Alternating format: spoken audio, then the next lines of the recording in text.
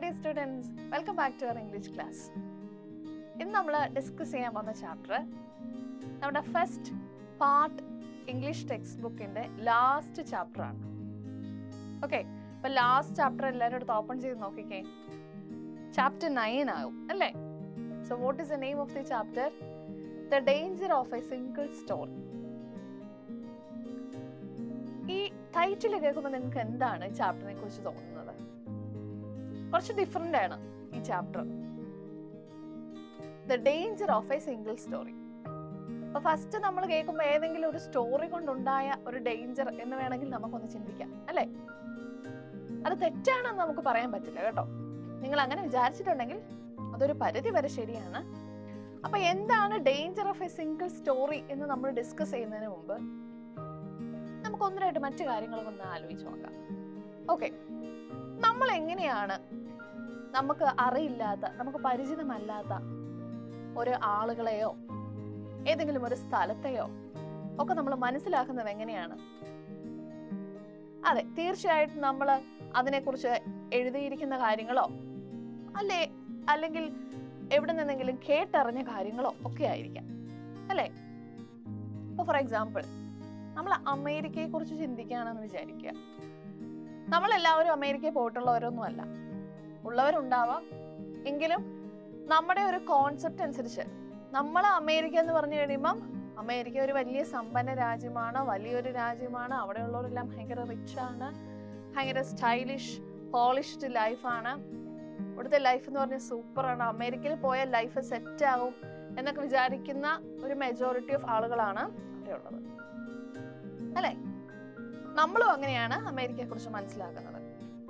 അത് നമ്മുടെ ഏതെങ്കിലും ഒരു കാഴ്ചപ്പാട് മാത്രമാണ് അല്ലെ? മിസ് എന്താണ് പറയാൻ ഉദ്ദേശിക്കുന്നത് ഒന്നുകൂടി വ്യക്തമാക്കി പറയുകയാണെങ്കിൽ, നമ്മുടെ സ്വന്തം നാടായ കേരളത്തെ കുറിച്ച് ഒന്ന് ചിന്തിക്കുക അല്ലെ? കേരളത്തെ കുറിച്ച് അറിയില്ലാത്ത ഒരാൾ കേൾക്കുകയാണെങ്കിൽ, ഒരു ഫ്രഞ്ചുകാരനാണെന്ന് വിചാരിക്കാം, അയാൾ കേരളത്തെ കുറിച്ച് എങ്ങനെയായിരിക്കും മനസ്സിലാക്കുന്നത്?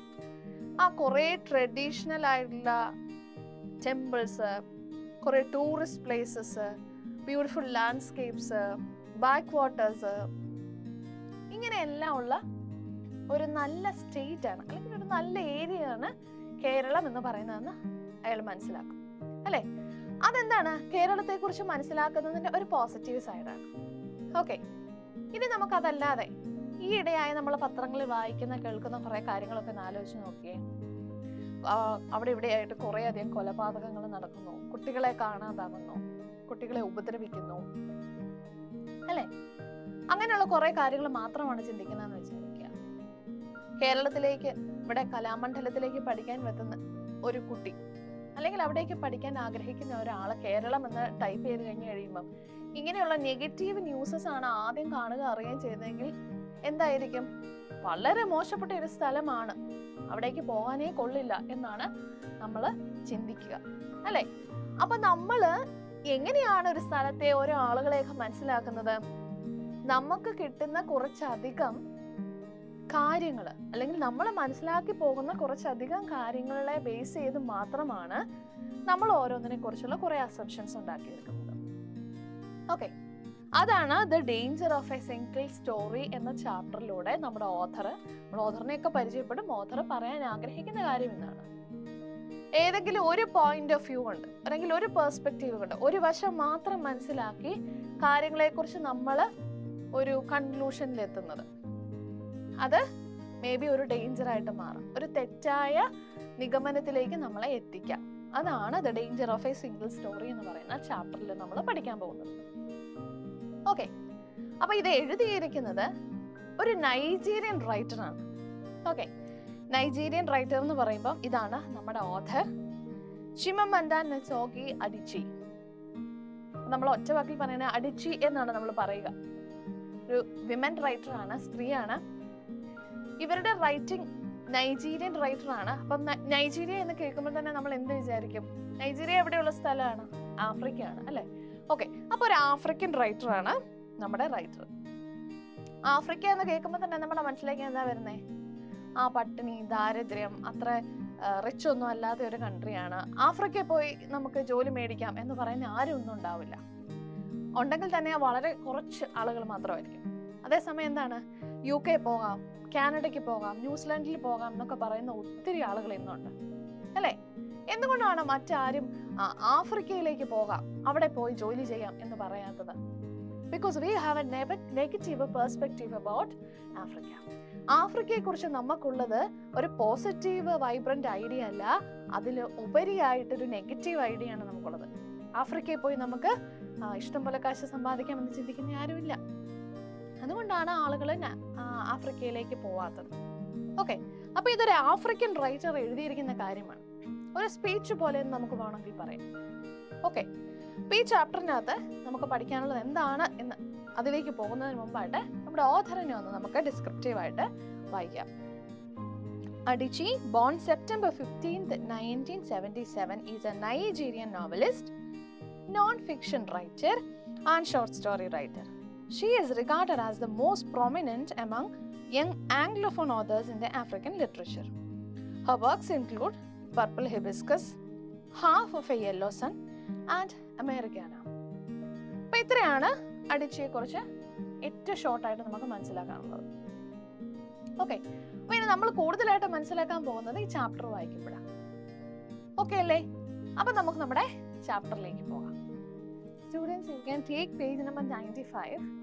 95ലാണ് നമ്മുടെ ചാപ്റ്റർ സ്റ്റാർട്ട് ചെയ്യുന്നത്. So before that we have some questions there. കുറച്ച് ചോദ്യങ്ങളൊക്കെ ചോദിച്ചിട്ടാണ് നമ്മുടെ ചാപ്റ്റർ തുടങ്ങുന്നത്. അപ്പോൾ നമുക്ക് അവിടെ തൊട്ട് തന്നെ തുടങ്ങാം. How do you observe the world around you? How do values and practices vary across cultures? ഇപ്പൊ 2 ചോദ്യങ്ങളാണ് ആദ്യം ചോദിച്ചേക്കുന്നത്. നമുക്ക് ചുറ്റുമുള്ള ലോകത്തിനെ നമ്മൾ എങ്ങനെയാണ് നിരീക്ഷിക്കുന്നത്, നമ്മൾ എങ്ങനെയാണ് മനസ്സിലാക്കുന്നത്? പിന്നെ നമുക്ക് പരിചിതമല്ലാത്ത പല പല കൾച്ചറുകളും പല പല വാല്യൂസും ഒക്കെ ഉണ്ട് അല്ലേ? മറ്റൊരു രാജ്യത്തെ പല കാര്യങ്ങളും നമുക്കറിയില്ല. അപ്പൊ ആ കാര്യങ്ങളെയൊക്കെ നമ്മൾ എങ്ങനെയാണ് മനസ്സിലാക്കുന്നതെന്നാണ് ഇവിടെ തന്നിരിക്കുന്ന 2 ചോദ്യങ്ങൾ. Our false assumptions about others can often lead to stereotypes and unfair judgments about individuals or groups. Stereotypes and biases can affect our lives. Understanding cultural differences can help one see things from a different point of view and develop greater understanding. അപ്പോൾ ഇവിടെ കൊടുത്തിരിക്കുന്ന ഒരു ചെറിയ കാര്യമാണ്, തെറ്റായ ചില ചിന്താഗതികൾ, തെറ്റായ ചില പഠനങ്ങൾ, ഇതൊക്കെ സമൂഹത്തിൽ സ്റ്റീരിയോ ടൈപ്പുകൾ ഉണ്ടാക്കിയെടുക്കാനായിട്ട് കാരണമാകുമെന്നാണ് പറയുന്നത്. സ്റ്റീരിയോ ടൈപ്പ് എന്ന് പറഞ്ഞാൽ എന്താണ്? അതായത് നമ്മൾ ചില കാര്യങ്ങളെ കുറിച്ച് ചിന്തിച്ച് വെച്ചിട്ടുണ്ട്. ഓക്കെ, അപ്പോൾ ഫോർ എക്സാമ്പിൾ പറയാണ്, നമ്മുടെ നാട്ടിൽ പറയാണ്ട് ആൺകുട്ടികൾ കരയില്ല, ആൺകുട്ടികൾ കരയാൻ പാടില്ല. എന്താണ്? അവര് ഭയങ്കര സ്ട്രോങ് ആയിട്ടുള്ള ആൾക്കാരാണ്, അവര് കരയില്ല. ഇപ്പൊ കരയാണെങ്കിൽ തന്നെ അമ്മമാര് ചോദിക്കാറുണ്ട്, എടാ ആൺപിള്ളേര് വല്ലതും ഇങ്ങനെ കരയുമോ അല്ലേ? അങ്ങനെ ചോദിക്കാറുണ്ട്. അപ്പൊ അതൊരു ടൈപ്പ് ഓഫ് സ്റ്റീരിയോ ടൈപ്പ് ആണ്. മനസ്സിലാവുന്നുണ്ടോ? അതായത് ആൺകുട്ടികളായാൽ കുറച്ച് ധൈര്യം കാണിക്കണം, അങ്ങനെ കരയാൻ പാടില്ല, വിഷമഘട്ടങ്ങളിൽ നമ്മൾ പിടിച്ചു നിൽക്കണം, ഫാമിലിയെ ഫുൾ സപ്പോർട്ട് ചെയ്യേണ്ടത് ആൺകുട്ടികളുടെ ആൺമക്കളുടെ കടമയാണ് എന്നൊക്കെയുള്ളത് ഒരു സ്റ്റീരിയോ ടൈപ്പ് ആണ് അല്ലേ? അപ്പൊ അങ്ങനെയുള്ള സ്റ്റീരിയോ ടൈപ്പുകൾ ഞാൻ പറഞ്ഞില്ലേ, ആഫ്രിക്കയെ കുറിച്ച് നമ്മൾ ചിന്തിക്കുമ്പോൾ നമ്മൾ ആരും പോകാൻ ഇഷ്ടപ്പെടുന്നില്ലാത്ത ഒരു രാജ്യമാണ്, കറുത്ത വർഗ്ഗക്കാരുടെ രാജ്യമായിട്ടാണ് നമ്മൾ കാണുന്നത്. അതൊരു സ്റ്റീരിയോ ടൈപ്പാണ്. അങ്ങനെയുള്ള സ്റ്റീരിയോ ടൈപ്പുകളും തെറ്റായ ചില വിശ്വാസങ്ങളൊക്കെ ഉണ്ടാക്കിയെടുക്കാൻ കാരണമാകും എന്നാണ് പറഞ്ഞിരിക്കുന്നത്. ക്ലിയർ അല്ലേ? അപ്പൊ ശരിയായ രീതിയിൽ കാര്യങ്ങളെ മുന്നോട്ട് കൊണ്ടുപോകണം എന്നുള്ളതാണ് ഈ ചാപ്റ്ററിന്റെ ആദ്യ ഭാഗത്ത് നമ്മൾ മനസ്സിലാക്കുന്നത്. ഓക്കെ, അപ്പം അഡിച്ചി എന്ന് പറഞ്ഞാൽ ആരാണ്? ചിമമൻഡ നിസോഗി അഡിച്ചി, നമ്മുടെ റൈറ്റർ, വിമൻ റൈറ്റർ ആണ്. നിങ്ങളുടെ ടെക്സ്റ്റ് ബുക്കില് ഫോട്ടോ സഹിതം ഉണ്ട്. ഓക്കെ, അപ്പൊ അവരുടെ ഒരു എൻലൈറ്റിംഗ് സ്പീച്ച് ആണ്. എൻലൈറ്റിംഗ് സ്പീച്ച് എന്ന് പറഞ്ഞാൽ എന്താണ്? ചില കാര്യങ്ങളെ അതിന് സത്യാവസ്ഥയോടുകൂടി വെളിച്ചത്തിലേക്ക് കൊണ്ടുവരുന്ന, നമ്മളെ ചില കാര്യങ്ങൾ പറഞ്ഞു തന്ന് ഉദ്ബോധിപ്പിക്കുന്ന ഒരു വളരെ നല്ല ഒരു സ്പീച്ചാണ് ഈ ചാപ്റ്ററിനകത്ത് കൊടുത്തിരിക്കുന്നത്. പിന്നെ നിങ്ങളുടെ ടെക്സ്റ്റ് ബുക്കിൽ ഇല്ലാത്തൊരു അഡീഷണൽ ആയിട്ടുള്ള ഒരു കാര്യം മിസ് പറഞ്ഞു തരാം. ടെഡ് ടോക്സ് എന്ന് പറഞ്ഞിരിക്കുന്ന ഒരു ടോക്ക് ഉണ്ട്, ഒരു സ്പീച്ച് ഉണ്ട്. അതൊരു മീഡിയയാണ്. ടെഡ് ടോക്സ് എന്ന് പറഞ്ഞിട്ട് ഒരു ചാനൽ പോലെയാണ് അവർ നടത്തുന്നത്. അതായത് പ്രസിദ്ധമായിട്ടുള്ള ചില ആളുകളെയൊക്കെ ഉൾക്കൊള്ളിച്ചുകൊണ്ട് അവർ ചില ടോക്ക് ഷോകൾ നടത്തും. ഓക്കെ, അപ്പം ടെക്നോളജി, എഡ്യൂക്കേഷൻ ആൻഡ് ഡെവലപ്മെന്റ് എന്നുള്ളതാണ് ടെക് ഷോ. നിങ്ങളുടെ യൂട്യൂബ് നോക്കി നിങ്ങൾക്ക് അറിയാനായിട്ട് പറ്റും. അപ്പോൾ ഈ ടെക് ഷോയിൽ ശരിക്കും പറഞ്ഞു കഴിഞ്ഞാൽ അടിച്ചു കൊടുത്ത ഒരു സ്പീച്ചിന്റെ ഭാഗമാണ് നമുക്ക് പഠിക്കാനുള്ള ഈ ചാപ്റ്റർ എന്ന് പറയുന്നത്. ക്ലിയർ അല്ലേ? ഇത്രയും വരെയുള്ള കാര്യങ്ങൾ, ഇത്രയും കാര്യങ്ങൾ നമ്മൾ മനസ്സിലാക്കിയാൽ മാത്രമേ നമുക്ക് യഥാർത്ഥത്തിൽ ഈ ചാപ്റ്ററിനകത്ത് എന്താണ് പറഞ്ഞിരിക്കുന്നത്, അവരുടെ പേഴ്സണൽ എക്സ്പീരിയൻസ് ആണല്ലോ, അവരുടെ സ്വന്തം കാര്യങ്ങളാണ്, ഫസ്റ്റ് ഹാൻഡ് ഇൻഫർമേഷൻ ആണ്. ആ സ്ത്രീ, അതായത് നമ്മുടെ റൈറ്റർ അടിച്ചി, അവരെ കുറിച്ച് തന്നെ പറഞ്ഞിരിക്കുന്ന കുറെ കാര്യങ്ങളാണ് ഇതിനകത്തേക്ക് വരുന്നത്. റെഡി അല്ലേ? അപ്പൊ നമുക്ക് നമ്മുടെ ചാപ്റ്റേഴ്സ് വായിച്ചു തുടങ്ങാം. I am a storyteller and I would like to tell you a few personal stories about what I like to call the danger of a single story. ഞാൻ ഒരു സ്റ്റോറി ടെല്ലറാണ്, ഞാനൊരു കഥ പറയുന്ന ആളാണ്. അതുകൊണ്ട് തന്നെ എൻ്റെ ചില പേഴ്സണൽ സ്റ്റോറീസ്, എൻ്റെ ചില പേഴ്സണൽ ആയിട്ടുള്ള ചില കാര്യങ്ങളെ നിങ്ങളുടെ അടുത്ത് ഷെയർ ചെയ്യുന്നുണ്ട്. Danger of a single story എന്ന് പറയുന്നത് എന്താണ്, ഒരു കഥ കൊണ്ടുണ്ടാകാൻ സാധ്യതയുള്ള അപകടങ്ങൾ അതെന്താണെന്നുള്ളത് നിങ്ങളുടെ അടുത്ത് ഷെയർ ചെയ്യാനായിട്ട് ഞാൻ ആഗ്രഹിക്കുകയാണ് എന്നാണ് നമ്മുടെ അടിച്ചി പറഞ്ഞു തുടങ്ങുന്നത്. ഇനിയിപ്പോൾ അവരുടെ പേഴ്സണൽ ആയിട്ടുള്ള കാര്യങ്ങളാണ് ഇതിനകത്ത് മുഴുവനായിട്ട് നമുക്ക് പറഞ്ഞു തരുന്നത്. I grew up on a university campus in eastern Nigeria. My mother says that I started reading at the age of 2, although I think it probably happened when I was 4. So, I was an early reader and what I read were British and American children's books. അപ്പോൾ അടിച്ച് ഇങ്ങനെയാണ് പറഞ്ഞു തുടങ്ങുന്നത്. Eastern നൈജീരിയയുടെ സൈഡിലുള്ള ഒരു university ക്യാമ്പസിനോട് അടുത്തുള്ള ഒരു ഏരിയയിലാണ് നമ്മുടെ അടിച്ചി ജനിച്ച് വളർന്ന് വന്ന കാലഘട്ടം എന്ന് പറയുന്നത്. അതുപോലെ തന്നെ അടിച്ചിയുടെ അമ്മ എപ്പോഴും പറയാറുണ്ട്, ഏകദേശം 2 വയസ്സായപ്പോൾ തന്നെ അടിച്ചി വായിക്കാനായിട്ട് തുടങ്ങിയിരുന്നു. പക്ഷെ അതിന് അടിച്ചിക്ക് ഓർമ്മയില്ല. നമ്മുടെ ഓഥർ പറയുന്നത്, നമ്മുടെ റൈറ്റർ പറയുന്നത് ഏകദേശം ഒരു 4 വയസ്സുള്ളപ്പോഴാണ് അവരെ വായിച്ചു തുടങ്ങിയത്. അപ്പൊ വായിക്കുന്ന ആദ്യ കാലഘട്ടത്തിൽ ഇവർ എന്ത് ബുക്കുകളാണ് വായിച്ചുകൊണ്ടിരുന്നത്? ബ്രിട്ടീഷ് അമേരിക്കൻ നോവൽസ് ആണ്, ചിൽഡ്രൻസ് ബുക്സ് ആണ് നമ്മുടെ റൈറ്റർ വായിച്ചുകൊണ്ടിരുന്നത്. നൈജീരിയൻ റൈറ്റർ ആണ്, നൈജീരിയക്കാരിയാണ്, ആഫ്രിക്കൻ ലേഡിയാണ്. പക്ഷെ അവർ വായിച്ചിരുന്നത് ആദ്യ കാലഘട്ടത്തിൽ എന്തായിരുന്നു? ബ്രിട്ടീഷ് അമേരിക്കൻ ചിൽഡ്രൻസ് ബുക്സ് ആയിരുന്നു അവർ ആദ്യ കാലഘട്ടത്തിൽ വായിച്ചുകൊണ്ടിരുന്നത്. I was also an early writer and when I began to write at about the age of 7, stories in pencil with crayon illustrations that my poor mother was obligated to read, I wrote exactly the kinds of stories I was reading.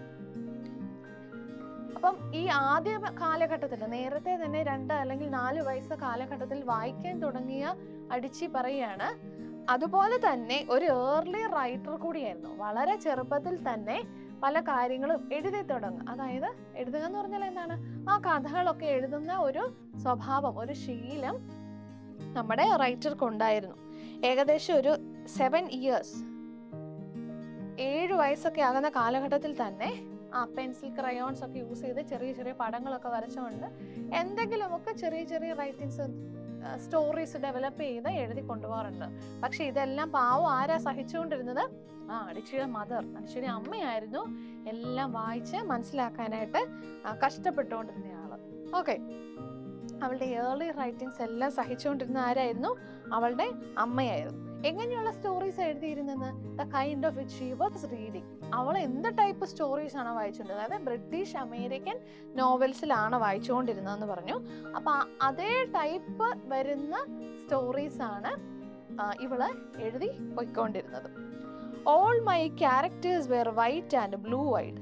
എൻ്റെ എല്ലാ ക്യാരക്ടേഴ്സും തന്നെ എങ്ങനെയായിരുന്നു? White ആയിരുന്നു. White എന്ന് പറയുമ്പോൾ എന്താ? White എന്ന് പറയുന്നത് നമ്മള് ഇംഗ്ലീഷുകാരെ കാണിക്കാൻ വേണ്ടി പറയുന്നതാണ് കേട്ടോ.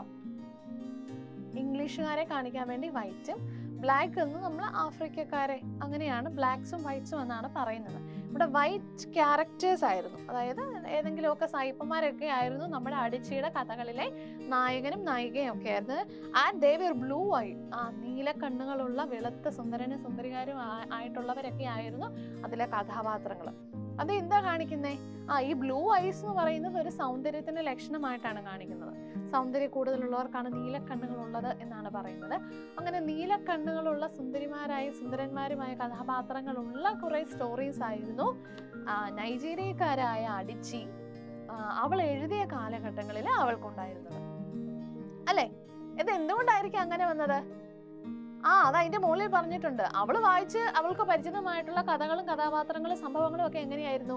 ഇംഗ്ലീഷ് അമേരിക്കൻ നോവൽസ് ആയിരുന്നല്ലോ. അപ്പൊ അതുമായി റിലേറ്റ് ചെയ്ത അതേ ടൈപ്പ് ക്യാരക്ടേഴ്സ്, അവളുടെ ഇമാജിനേഷനിൽ അതേപോലെയുള്ള ക്യാരക്ടേഴ്സ് മാത്രമായിരുന്നു അന്നുണ്ടായിരുന്നത്. അതുകൊണ്ട് അവൾ അങ്ങനെയുള്ള ക്യാരക്ടേഴ്സ് വെച്ചിട്ട് കഥ ചെയ്തോണ്ട്. ഓക്കെ, അപ്പൊ ഇത്ര വരെയുള്ള കാര്യങ്ങൾ നിങ്ങൾക്ക് ക്ലിയർ ആണല്ലോ അല്ലേ? Okay, we are reading from page number 96. Next page തൊട്ടാണ് നമ്മളിപ്പോൾ വായിച്ചു പോകുന്നത്. They played in the snow, they ate apples, and they talked a lot about the weather. How lovely it was that the sun had come out. But I had never been outside Nigeria. We didn't have snow, we ate mangoes, and we never talked about the weather because there was no need to. അപ്പോൾ നമ്മൾ എന്താ പറഞ്ഞേ? അടിച്ചു എഴുതിക്കൊണ്ടിരുന്ന കഥകളിലെ കഥാപാത്രങ്ങൾ white characters ആയിരുന്നു. They have blue ice ഉണ്ടായിരുന്നു. പിന്നെ എന്താണ്? അവര് ദേ വർ പ്ലേയിങ് വിത്ത് സ്നോ, മഞ്ഞുകൊണ്ട് കളിക്കുമായിരുന്നു. ആൻഡ് ദേ ഏറ്റ് ആപ്പിൾ, അവർ ആപ്പിൾ ആണ് കഴിച്ചുകൊണ്ടിരുന്നത്. And they talk more about weather, അവരെപ്പോഴും സംസാരിച്ചുകൊണ്ടിരുന്നത് വെദറിനെ കുറിച്ചായിരുന്നു, കാലാവസ്ഥയെ കുറിച്ചായിരുന്നു. സൂര്യൻ വരുന്നതും പോകുന്നതും ഒക്കെ ആയിരുന്നു അവരുടെ സംസാരങ്ങളിലെ കാര്യങ്ങൾ വന്നുകൊണ്ടിരുന്നത്. പക്ഷേ പറയാണ്, I was never out of Nigeria, ഞാൻ ഒരിക്കൽ പോലും നൈജീരിയക്ക് പുറത്തേക്ക് പോയിട്ടില്ല. അതായത് ആ രാജ്യത്തിന് വെളിയിൽ അടിച്ച് ഒരിക്കൽ പോലും പോവുകയോ മറ്റൊരു സ്ഥലത്തെ കാര്യങ്ങളെ കുറിച്ച് അടിച്ചിക്ക് അറിയുവോ ഇല്ല. നൈജീരിയയിൽ മഞ്ഞുള്ള സ്ഥലമല്ല. അതുപോലെ തന്നെ they have plenty of mangoes, അവിടെ ഉള്ളത് ആപ്പിൾ അല്ല, പകരം മാംഗോസ് ആണ് ധാരാളമായിട്ടുള്ളത്. അതുപോലെ തന്നെ നൈജീരിയയിലുള്ള കുട്ടികൾ അല്ലെങ്കിൽ ആളുകൾ അവരൊരിക്കൽ പോലും ക്ലൈമറ്റിനെ കുറിച്ചോ സൂര്യനെ കുറിച്ചോ ചൂടിനെ കുറിച്ചോ കാലാവസ്ഥയെ കുറിച്ചോ ഒന്നും സംസാരിക്കുന്നില്ല. കാരണം എന്താണ്? അവർക്ക് വളരെ നോർമൽ ആയിട്ടുള്ള ക്ലൈമറ്റ് ആണ്. ഒരിക്കൽ പോലും വെതറിനെ കുറിച്ച് അവർക്ക് സംസാരിക്കേണ്ടതിന്റെ ആവശ്യകത ഉണ്ടായിട്ടില്ല എന്നാണ് അടിജി ആ പാരഗ്രാഫിന്റെ അവസാനിക്കുമ്പോൾ തന്നെ പറയുന്നത്. എത്ര വൈരുദ്ധ്യമാർന്ന കാര്യങ്ങളാണ് അല്ലേ? അമേരിക്കൻ നോവലുകൾ, ബ്രിട്ടീഷ് അമേരിക്കൻ നോവലുകൾ മാത്രം വായിച്ച് പഠിച്ച ഒരു കുട്ടിയുടെ കഥകളിലെ ക്യാരക്ടേഴ്സ് എന്ന് പറയുന്നത് വൈറ്റ് ഫേസ്, ബ്ലൂ ഐഡ് അല്ലേ, അങ്ങനെയുള്ള ക്യാരക്ടേഴ്സ് ആണ്. അവർ ആപ്പിളാണ് കഴിക്കുന്നത്, അവർക്ക് സ്നോ ഉണ്ട്. പക്ഷെ യഥാർത്ഥത്തിൽ എന്താണ്? ഇവർക്കുള്ളത് മാംഗോസ് ആണ്, അവർക്ക് സ്നോ ഇല്ല. എത്ര വൈരുദ്ധ്യമാണ് അല്ലേ? അതാണ് അടിച്ച് ഇവിടെ പറയുന്നത്. What this shows, I think, is how impressionable and vulnerable we are in face of a story, particularly as children. Because all I had read were books in such characters were foreign, I had become convinced that books by their very nature had to have foreigners in them and had to be about things which I could not personally identify. അപ്പോൾ എന്താ ഇവിടെ പറഞ്ഞിരിക്കുന്നത്? ഈ കാര്യങ്ങളിൽ നിന്നെല്ലാം എന്താണ് നമുക്ക് മനസ്സിലാക്കാൻ പോകുന്നത്? അതായത് ഒരിക്കൽ പോലും നൈജീരിയൻ ക്യാരക്ടേഴ്സിനെ വെച്ച് അല്ലെങ്കിൽ നമ്മൾ വിചാരിക്കുന്ന രീതിയിലുള്ള ഒരു ആഫ്രിക്കൻ ക്യാരക്ടേഴ്സിനെ വെച്ചിട്ടല്ല സ്റ്റോറി എഴുതി പോയിരുന്നത് അല്ലെ? എത്ര വ്യത്യാസമാണ്. അവൾ വായിച്ചിരുന്ന ബുക്സുകളിലെ കഥാപാത്രങ്ങളെല്ലാം എന്തായിരുന്നു? ഫോറിൻ ക്യാരക്ടേഴ്സ് ആയിരുന്നു അല്ലെ? അപ്പൊ ആ ഫോറിൻ ക്യാരക്ടേഴ്സ് വന്നത് കൊണ്ട് തന്നെ അവരുടെ ആ നാട്ടിലുള്ള കാര്യങ്ങൾ മാത്രമാണ് ഈ സ്റ്റോറിയിൽ വന്നുകൊണ്ടിരുന്നത്. ഇവരുടെ സ്വന്തം പേഴ്സണൽ ആയിട്ടുള്ള കാര്യങ്ങളൊന്നും വന്നില്ല. അടിച്ച് നൈജീരിയക്കാരി ആണെങ്കിൽ പോലും ആഫ്രിക്കൻ സെറ്റിങ്ങിലല്ല ഒരിക്കൽ പോലും എഴുതിയിട്ടുള്ളത്. കുറെ അധികം ആദ്യ കാലഘട്ടത്തിൽ, ഇതൊക്കെ ആദ്യ കാലഘട്ടത്തിലെ കാര്യങ്ങളാണ് പറയുന്നത് കേട്ടോ. കുട്ടിയായിരുന്നപ്പോൾ എഴുതിയ കാര്യങ്ങളൊക്കെയാണ് പറയുന്നത്. അപ്പോൾ എല്ലാം എന്തായിരുന്നു? ഈ ഫോറിൻ എലമെന്റ്സ് ആയിരുന്നു കൂടുതലായിട്ടും ഉണ്ടായിരുന്നത്. അതുപോലെ തന്നെ ഒരിക്കൽ പോലും എന്താണ് ഒരു നൈജീരിയയിലുള്ള ആളുകളുടെ അപ്പിയറൻസ് വെച്ചിട്ട് അവരൊരു കഥയ്ക്ക് ചേരുന്നവരാണെന്ന് ഒരിക്കൽ പോലും അടിച്ചിക്ക് തോന്നിയിട്ട് പോലും ഉണ്ടായിരുന്നില്ല. അപ്പൊ ഇപ്പൊ പിന്നീട് പറയുകയാണ്, നൗ തിങ്സ് ചേഞ്ച്ഡ്, ഇപ്പോൾ കാര്യങ്ങൾക്കെല്ലാം മാറ്റം ഉണ്ടായി. when I discovered African books, എപ്പോഴാണ്? when I discovered African books. അപ്പൊ എപ്പോഴാണ് കാര്യങ്ങൾക്ക് മാറ്റം ഉണ്ടായത്? ആഫ്രിക്കൻ അമേരിക്കൻ നോവലുകൾ വായിച്ചുകൊണ്ടിരുന്ന കാലത്ത് അടിച്ചു വിശ്വസിച്ചിരുന്നത് ഒരു കഥാനായകൻ, കഥാനായിക അല്ലെങ്കിൽ കഥയുടെ നടക്കേണ്ടതെന്ന് പറയുന്നത് എന്താണ്? വളരെ മനോഹരമായ അതായത് നമ്മൾ അമേരിക്കയിലും ഇംഗ്ലണ്ടിലും ഒക്കെ കാണുന്നത് പോലെയുള്ള മനോഹരമായ മൊട്ടക്കുന്നുകളും വലിയ പൈൻ വാലികളും നിറയെ മഞ്ഞുകളും ഒക്കെയുള്ള കഥയും കാര്യങ്ങളും വളരെ ദൂരെ നടക്കുന്ന ഒരു കഥയായിട്ടും അങ്ങനെ വലിയ വലിയ കാര്യങ്ങളൊക്കെ ആയിട്ടായിരുന്നു നടന്നുകൊണ്ടിരുന്നത്. പക്ഷെ എപ്പോഴാണോ ഈ ആഫ്രിക്കൻ അല്ലെങ്കിൽ ഈ അമേരിക്കൻ ബ്രിട്ടീഷ് നോവലിൽ നിന്നും മൊത്തമായിട്ട് മാറ്റി ചിന്തിച്ച് എപ്പോഴാണോ ആഫ്രിക്കൻ നോവലിനെ അടിച്ച് വായിച്ചു തുടങ്ങിയത്, സ്നേഹിച്ചു തുടങ്ങിയത്, അപ്പോൾ മുതൽ കാര്യങ്ങൾക്ക് വ്യത്യാസമുണ്ടായി. എന്ത് വ്യത്യാസമാണ് അവിടെ ഉണ്ടായത്?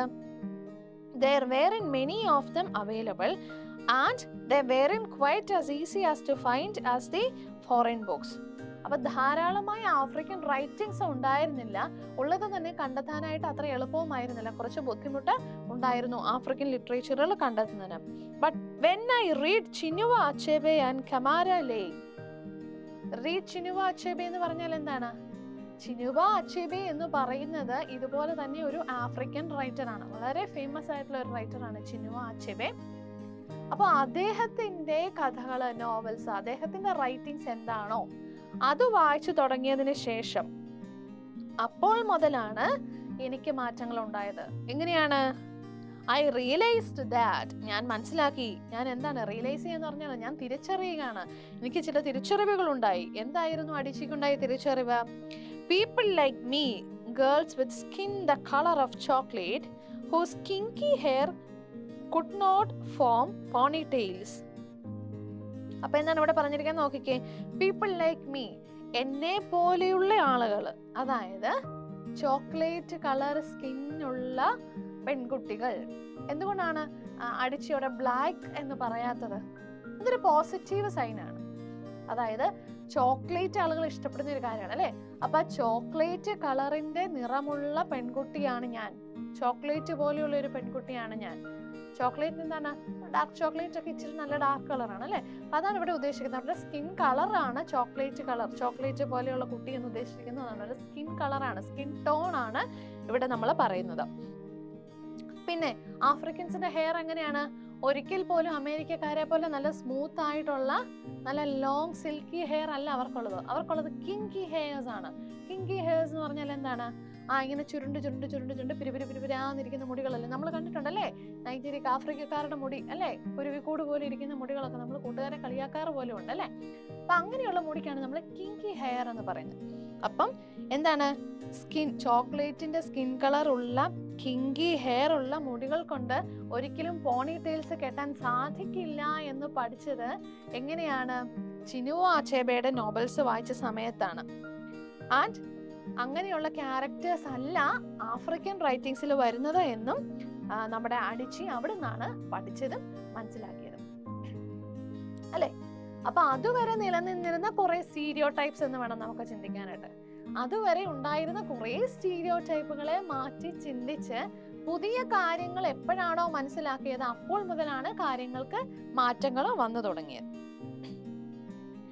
I started to read about things I recognized. പുതിയതായിട്ട് കണ്ട് മനസ്സിലാക്കിയ കാര്യങ്ങളെ കുറിച്ച് അടിച്ച് വളരെ നന്നായിട്ട് ചിന്തിച്ച് ശ്രദ്ധിച്ച് മനസ്സിലാക്കി പഠിച്ചു തുടങ്ങി. I loved the American and British books I read. ഞാൻ വായിച്ച എല്ലാ അമേരിക്കൻ ബ്രിട്ടീഷ് നോവലുകളും എനിക്ക് വളരെ ഇഷ്ടമാണ്. ആരാ പറയുന്നത്? അടിച്ചി പറയാണ്, ഞാൻ വായിച്ചിട്ടുള്ള എല്ലാ അമേരിക്കൻ ബ്രിട്ടീഷ് നോവലുകളും പുസ്തകങ്ങളും കഥകളും എനിക്ക് വളരെ ഇഷ്ടമാണ്. എന്തുകൊണ്ടാണ്? They stirred my imagination and opened up new world for me. എന്താ പറയുന്നത്? എന്റെ ഇമാജിനേഷൻ എന്ന് പറഞ്ഞാൽ, ഇമാജിൻ ചെയ്യുക എന്ന് പറഞ്ഞാൽ നമ്മൾ സങ്കല്പിക്കുകയാണ് അല്ലെ, അങ്ങനെ ഉണ്ടാവാം. അങ്ങനെയുള്ള അടിച്ചിയുടെ ഇമാജിനേഷൻ പവറിനെ വളരെ നന്നായി മുന്നോട്ട് എടുത്തു കൊണ്ടുവന്നത് ആരാണ്? ഈ അമേരിക്കൻ ബ്രിട്ടീഷ് നോവൽസ് ആണ് ഈ പറഞ്ഞിരിക്കുന്ന ഇമാജിനേഷനെ മുന്നോട്ടേക്ക് കൊണ്ടുവന്നിട്ടുള്ളത് അല്ലെ. But African writers started me from having a single story of about books. African സ്റ്റോറീസിൽ എന്താണുള്ളത്? ഒരു കൺവെൻഷണൽ ടൈപ്പ് ഓഫ്, അവർക്ക് എപ്പോഴും പറയാനുള്ളത് ഒരേ ഒരു ടൈപ്പ് ഓഫ് സ്റ്റോറീസിനെ കുറിച്ച് മാത്രമായിരിക്കും. പലവിധ നിറങ്ങളുള്ള, പലവിധ ചിന്താരീതികളുള്ള, പല ടൈപ്പ് ഓഫ് സ്റ്റോറീസ്, പല ടൈപ്പ് ഓഫ് ക്യാരക്ടേഴ്സ്, പല ടൈപ്പ് ഓഫ് ഇമാജിനേഷൻസ്, ഒത്തിരി പുതിയ ചിന്തിക്കാനുള്ള പുതിയ തലങ്ങളെയൊക്കെ കൊണ്ടുവന്ന് പഠിപ്പിച്ചത് ശരിക്കും ആഫ്രിക്കൻ ലിറ്ററേച്ചറിനേക്കാൾ ഉപരിയായിട്ട് അമേരിക്കൻ ബ്രിട്ടീഷ് നോവലുകളായിരുന്നു. എന്നിരുന്നാലും ആഫ്രിക്കൻ അവളുടെ സ്വന്തം നാടാണ്. She also like both. അവൾക്ക് രണ്ടും ഇഷ്ടമാണ്. അതാണ് അവളെ ഇവിടെ പറഞ്ഞിരിക്കുന്നത്. ഇനി അവള് അടുത്ത പേജിൽ പേജ് 97 ആകുമ്പോഴത്തേനെ അവൾ അവളുടെ പേഴ്സണൽ ആയിട്ടുള്ള കാര്യങ്ങൾ, അതായത് ഫാമിലിയുമായിട്ട് റിലേറ്റഡ് ആയിട്ട് കുറച്ചധികം കാര്യങ്ങൾ നന്നായിട്ട് എക്സ്പ്ലെയിൻ ചെയ്ത് പോവുകയാണ്. അതായത് ഈ സ്റ്റീരിയോ ടൈപ്പ് അല്ലെങ്കിൽ conventional type of life, thinking capacity ഒക്കെ എങ്ങനെയാണ് ഉണ്ടായത്, അവളുടെ ജീവിതത്തിൽ ഇതൊക്കെ എങ്ങനെയാണ് വന്നിരിക്കുന്നത് എന്നുള്ള കാര്യങ്ങളാണ് ഇനി നമ്മൾ കാണാനായിട്ട് പോകുന്നത്. I come from a conventional middle class Nigerian family. My father was a professor, my mother was an administrator. And so we had, as was the norm, live-in domestic help who would often come from nearby villages. Okay. അപ്പോൾ അവളുടെ family details ആണ്. Nigerian ഫാമിലിയാണ് അവർ, conventional Nigerian ഫാമിലിയാണ്, middle class ഫാമിലിയാണ്. Middle class എന്ന് പറഞ്ഞു കഴിയുമ്പോൾ നമ്മൾ എന്താ ചിന്തിക്കേണ്ടത്? എങ്ങനെയെങ്കിലും ഒക്കെ ജനിച്ച് പോകുന്നവരെന്നല്ല. അവരുടെ മിഡിൽ ക്ലാസ് ഫാമിലി എന്ന് പറഞ്ഞു കഴിഞ്ഞാൽ ഏകദേശം ഹൈ ക്ലാസ് സൊസൈറ്റി ആയിട്ട് തന്നെ നമ്മൾ കണക്കാക്കണം. ബോത്ത് പേരൻസ് അവരെല്ലാവരും നല്ല എഡ്യൂക്കേറ്റഡ് ആയിരിക്കും, നന്നായിട്ട് സമ്പാദിക്കുന്നവരായിരിക്കും, നല്ല സൊസൈറ്റിയിൽ നല്ലൊരു ഇമേജ് ഉള്ളവരായിരിക്കും. ഓക്കെ, അപ്പൊ ഇവിടുത്തെ മിഡിൽ ക്ലാസ് ഫാമിലി എന്നുകൊണ്ട് ഉദ്ദേശിക്കുന്നത് അങ്ങനെയാണ്. അപ്പൊ അഡിച്ചിയുടെ ഫാമിലി എന്ന് പറയുന്നത് ഒരു വളരെ നല്ല ഫാമിലി ആയിരുന്നു. അവരെല്ലാം വെൽ എഡ്യൂക്കേറ്റഡ് ആയിരുന്നു. പേരൻസ് രണ്ടുപേരും ജോലിക്കാരാണ്. ഒരാൾ പ്രൊഫസറാണ്, മറ്റൊരാൾ അഡ്മിനിസ്ട്രേറ്റർ ആണ്. നല്ല രണ്ട് പൊസിഷനിൽ നിൽക്കുന്ന പേരൻസ് ആണ് അഡിച്ചിയുടെ എന്ന് പറയുന്നത്. അപ്പം we live in domestic help എന്ന് പറഞ്ഞാൽ എന്താണ്? അവരുടെ വീട്ടില് ജോലിക്കായിട്ട് ആളുകൾ ഉണ്ടായിരുന്നു. ജോലിക്കാരുടെ സഹായത്തോടു കൂടിയാണ് അവരുടെ വീട്ടിലെ കാര്യങ്ങൾ മുന്നോട്ട് നടത്തിക്കൊണ്ട് പോയിക്കൊണ്ടിരുന്നത്. So the year I turned 8, we got a new house boy. His name was Fida. അപ്പോൾ ഇവൾക്ക് ഒരു 8 വയസ്സായ സമയത്ത്, ഓക്കെ, അപ്പോൾ അവൾ കഥ പറഞ്ഞ് മുന്നോട്ട് പോകുന്നതേ ഉള്ളൂ. ഇപ്പോൾ 8 വയസ്സായി. 8 വയസ്സായ കാലഘട്ടത്തിൽ അവളുടെ വീട്ടിലേക്ക് പുതിയതായിട്ട് വന്നിരിക്കുന്ന ഒരു ഡൊമസ്റ്റിക് ഹെൽപ്പിന് വന്നിരിക്കുന്ന ഒരു ഹൗസ് ബോയ് ആണ് അവർക്ക് കിട്ടിയത്. ആ ഹൗസ് ബോയുടെ പേരാണ് ഫിദ. ഓക്കെ, ഫിദ എന്ന പേരുള്ള ഒരു ബോയ് ആണ് ഇപ്പൊ അവർക്ക് പുതിയതായിട്ട് വന്നിരിക്കുന്നത്. അപ്പൊ എന്താണ് ഇവിടെ നിന്നിട്ട് പുതിയ ഒരു ടൈപ്പ് ഓഫ് സിംഗിൾ സ്റ്റോറിയാണ്. The danger of a single story എന്നുള്ളത് ഇവിടെ വീണ്ടും മനസ്സിലാക്കി തരികയാണ്. ഒരു പെർസ്പെക്റ്റീവിൽ മാത്രം, ഒരു പോയിന്റ് ഓഫ് വ്യൂവിൽ മാത്രം നമ്മൾ ചിന്തിച്ചാൽ നമുക്ക് വലിയ തെറ്റ് പറ്റും. നമുക്ക് വലിയ തെറ്റ് പറ്റാൻ സാധ്യതയുണ്ട് എന്ന് അടിച്ച് നമ്മളെ പഠിപ്പിക്കാൻ പോകുന്ന ഒരു പേഴ്സണൽ എക്സ്പീരിയൻസ് ആണ് ഇനി നമ്മൾ ഇവിടെ വായിക്കാൻ പോകുന്നത്. ഓക്കെ, അപ്പൊ ഇത്രയും വരെയുള്ള പറഞ്ഞ കാര്യങ്ങൾ എല്ലാവർക്കും ക്ലിയർ ആണല്ലോ. അവളുടെ സ്വന്തം കാര്യങ്ങളായിരുന്നു ഇതുവരെ പറഞ്ഞുകൊണ്ടിരുന്നത്. ഇനി അവരുടെ ഫാമിലിയുമായിട്ട് റിലേറ്റഡ് ആയിട്ട് ഒരു സിംഗിൾ സ്റ്റോറി ഡെവലപ്പ് ആകാണ്. അതായത് ഒരാളെ കുറിച്ച്, ഫിദയാണ് ഇപ്പൊ നമ്മൾ പറഞ്ഞു വെച്ചിരിക്കുന്നത്. ഫിദയെ കുറിച്ച് അവൾക്ക് ഒരേ ഒരു കാര്യം മാത്രമാണോ അവൾ കുറെ നാളുകളായിട്ട് കേട്ടുകൊണ്ടിരുന്നത്. അപ്പൊ danger of a single story എന്ന് പറയുന്നത് ഇവിടെ കൊണ്ടുവരികയാണ്. ഒരേ ഒരു കാര്യം മാത്രം കേട്ടിരുന്നത് കൊണ്ട് ഒരേ ചിന്താഗതി മാത്രമേ ഫിദയെ കുറിച്ച് ഇവൾക്ക് ഉണ്ടായിരുന്നുള്ളൂ. അതെന്താണെന്നുള്ളതാണ് ഇനി നമ്മൾ മനസ്സിലാക്കാൻ പോകുന്നത്. ഓക്കെ, അപ്പൊ നമ്മൾ ഇനി ആരുടെ കഥയാണ് പറയാൻ പോകുന്നത്, അല്ലെങ്കിൽ ആരാണ് ഇനി വരുന്നതിലെ ഏറ്റവും പ്രധാനപ്പെട്ട ആളെന്ന് മറക്കരുത്. ഫിദയുമായിട്ട്, ഫിദ വീട്ടിൽ വന്നു കഴിഞ്ഞപ്പോൾ മുതലുള്ള കാര്യങ്ങളാണ് പറയുന്നത്. The only thing my mother told us about him was that his family was very poor. അപ്പൊ എൻ്റെ അമ്മ, അതായത് അടിച്ചു പറയാണ്, അടിച്ചിയുടെ അമ്മ എപ്പോഴും പറയാറുണ്ട് ഒരേ ഒരു കാര്യം, ഫിദയുടെ ഫാമിലി വളരെ പുവറാണ്, ഭയങ്കര ദാരിദ്ര്യം പിടിച്ച ഒരു കുടുംബത്തിൽ നിന്നാണ് ഫിദ വരുന്നത് എന്നുള്ളതായിരുന്നു. My mother sent yams and rice and our old clothes to his family. അതുകൊണ്ട് അമ്മ എന്ത് ചെയ്യുമായിരുന്നു? യാൻസ് എന്ന് പറഞ്ഞാൽ കിഴങ്ങ് വർഗ്ഗങ്ങൾ, ചേന, ചേമ്പ് അങ്ങനെയുള്ള സാധനങ്ങളൊക്കെയാണ്. അതുപോലെ തന്നെ അരിയ്, പിന്നെ ഈ കുട്ടികളുടെ ഒക്കെ പഴയ അടിച്ചിയുടെ ഫാമിലിയിലുള്ള അവരുടെ കുറെ പഴയ ക്ലോത്ത്സ്, ഉപയോഗിക്കാൻ കൊള്ളുന്ന തന്നെ പഴയ ഉടുപ്പുകളൊക്കെ കൊടുത്തു. നമ്മുടെ ഫിദയുടെ വീട്ടിലേക്ക് കൊടുത്തു വിടുന്നുണ്ടായിരുന്നു. And when I didn't finish my dinner, my mother would say, "Finish your food, don't you know? People like Fida's family have nothing." So I felt enormous pity for Fida's family. അപ്പൊ ഇങ്ങനെ ഡിന്നറൊക്കെ കഴിച്ചുകൊണ്ടിരിക്കുന്ന സമയത്ത് ഈ ഭക്ഷണം കഴിക്കാതിരിക്കുകയാണെന്നുണ്ടെങ്കിൽ നമ്മുടെ അടിച്ചിയുടെ അമ്മ അവളോട് പറയുമായിരുന്നു, എന്താണ് പറയുന്നത്? ഇങ്ങനെ ഭക്ഷണം കഴിക്കാതെ വെറുതെ വേസ്റ്റ് ആക്കി കളയരുത്. നമ്മുടെ ചുറ്റുമുള്ള ഫിദയെ പോലെയുള്ള ആളുകളുടെ ഫാമിലി അവർക്കൊന്നും ഒന്നുമില്ല, കഴിക്കാനൊന്നും ഇല്ലാത്തതാണ്. അപ്പം നമുക്കുണ്ട്, നമ്മുടെ കളയാതെ കഴിക്കണമെന്ന് അടിച്ചിയുടെ അമ്മ എപ്പോഴും പറയുമായിരുന്നു. അത് നമ്മുടെയൊക്കെ വീട്ടിൽ സംഭവിക്കുന്ന ഒരു കാര്യമാണ് അല്ലേ? നമ്മളിങ്ങനെ എന്തെങ്കിലും കഴിക്കാതെ ഇങ്ങനെ കൊണ്ട കളയുവോ എന്തെങ്കിലുമൊക്കെ ചെയ്യുവാണെങ്കിൽ എന്ത് പറയും? നമ്മുടെ അമ്മമാർ എന്ത് പറയാറുണ്ട്? അത് കണ്ടോ, അവർക്കൊക്കെ ഇല്ലാത്തവരാണ്, നമുക്ക് ദൈവം തന്നിട്ടുണ്ട്, നമ്മൾ കളയാൻ പാടില്ല, സൂക്ഷിക്കുന്നുണ്ട് നമ്മുടെ അമ്മമാരും പറയാറുണ്ട് അല്ലേ? അത് യൂഷ്വലാണ്, സാധാരണ എങ്ങനെ പറയാറുള്ളതാണ്. അപ്പൊ അടിച്ചിയുടെ അമ്മയും ഇങ്ങനെ തന്നെ പറയാറുണ്ടായിരുന്നു. Then one Saturday, we went to his village to visit, and his mother showed us a beautifully patterned basket of dyed-up raffia that his brother had made. ഒരു ശനിയാഴ്ച, ഒരു സാറ്റർഡേ ദിവസം ഫിദയുടെ വില്ലേജിലേക്ക്, ഫിദയുടെ ഗ്രാമത്തിലേക്ക് നമ്മുടെ അടിച്ചിയൊക്കെ പോയി. പറഞ്ഞ അവൻ്റെ നാടും വീടും ഒക്കെ ഒന്ന് കാണാൻ വേണ്ടി പോയതാണ്. അപ്പം അവിടെ ചെന്ന് കഴിഞ്ഞപ്പോഴത്തേനെ നമ്മുടെ ഫിദയുടെ അമ്മ അവിടെ ഉണ്ടാക്കി വെച്ചിരിക്കുന്ന റാഫിയ എന്ന് പറഞ്ഞിട്ടുണ്ടെങ്കിൽ ഈ നാര് പോലെ ഉണ്ടാക്കിയെടുക്കുന്ന ഒരു സാധനമാണ്. അത് ഉപയോഗിച്ചിട്ട് ഉണ്ടാക്കിയെടുത്ത ഒരു കുട്ട അവിടെ കാണിച്ചു. കുട്ട ഉണ്ടാക്കിയതെന്ന് പറഞ്ഞാൽ നമ്മുടെ ഫിദയുടെ ബ്രദറാണ് അത് ഉണ്ടാക്കി വെച്ചിരിക്കുന്നത്. ഐ വാസ് സ്റ്റാർട്ടിൽ എന്ന് പറഞ്ഞാൽ എന്താണ്, ഞാൻ ഭയങ്കര ഷോക്കായിപ്പോയി, സ്റ്റക്കായിപ്പോയി.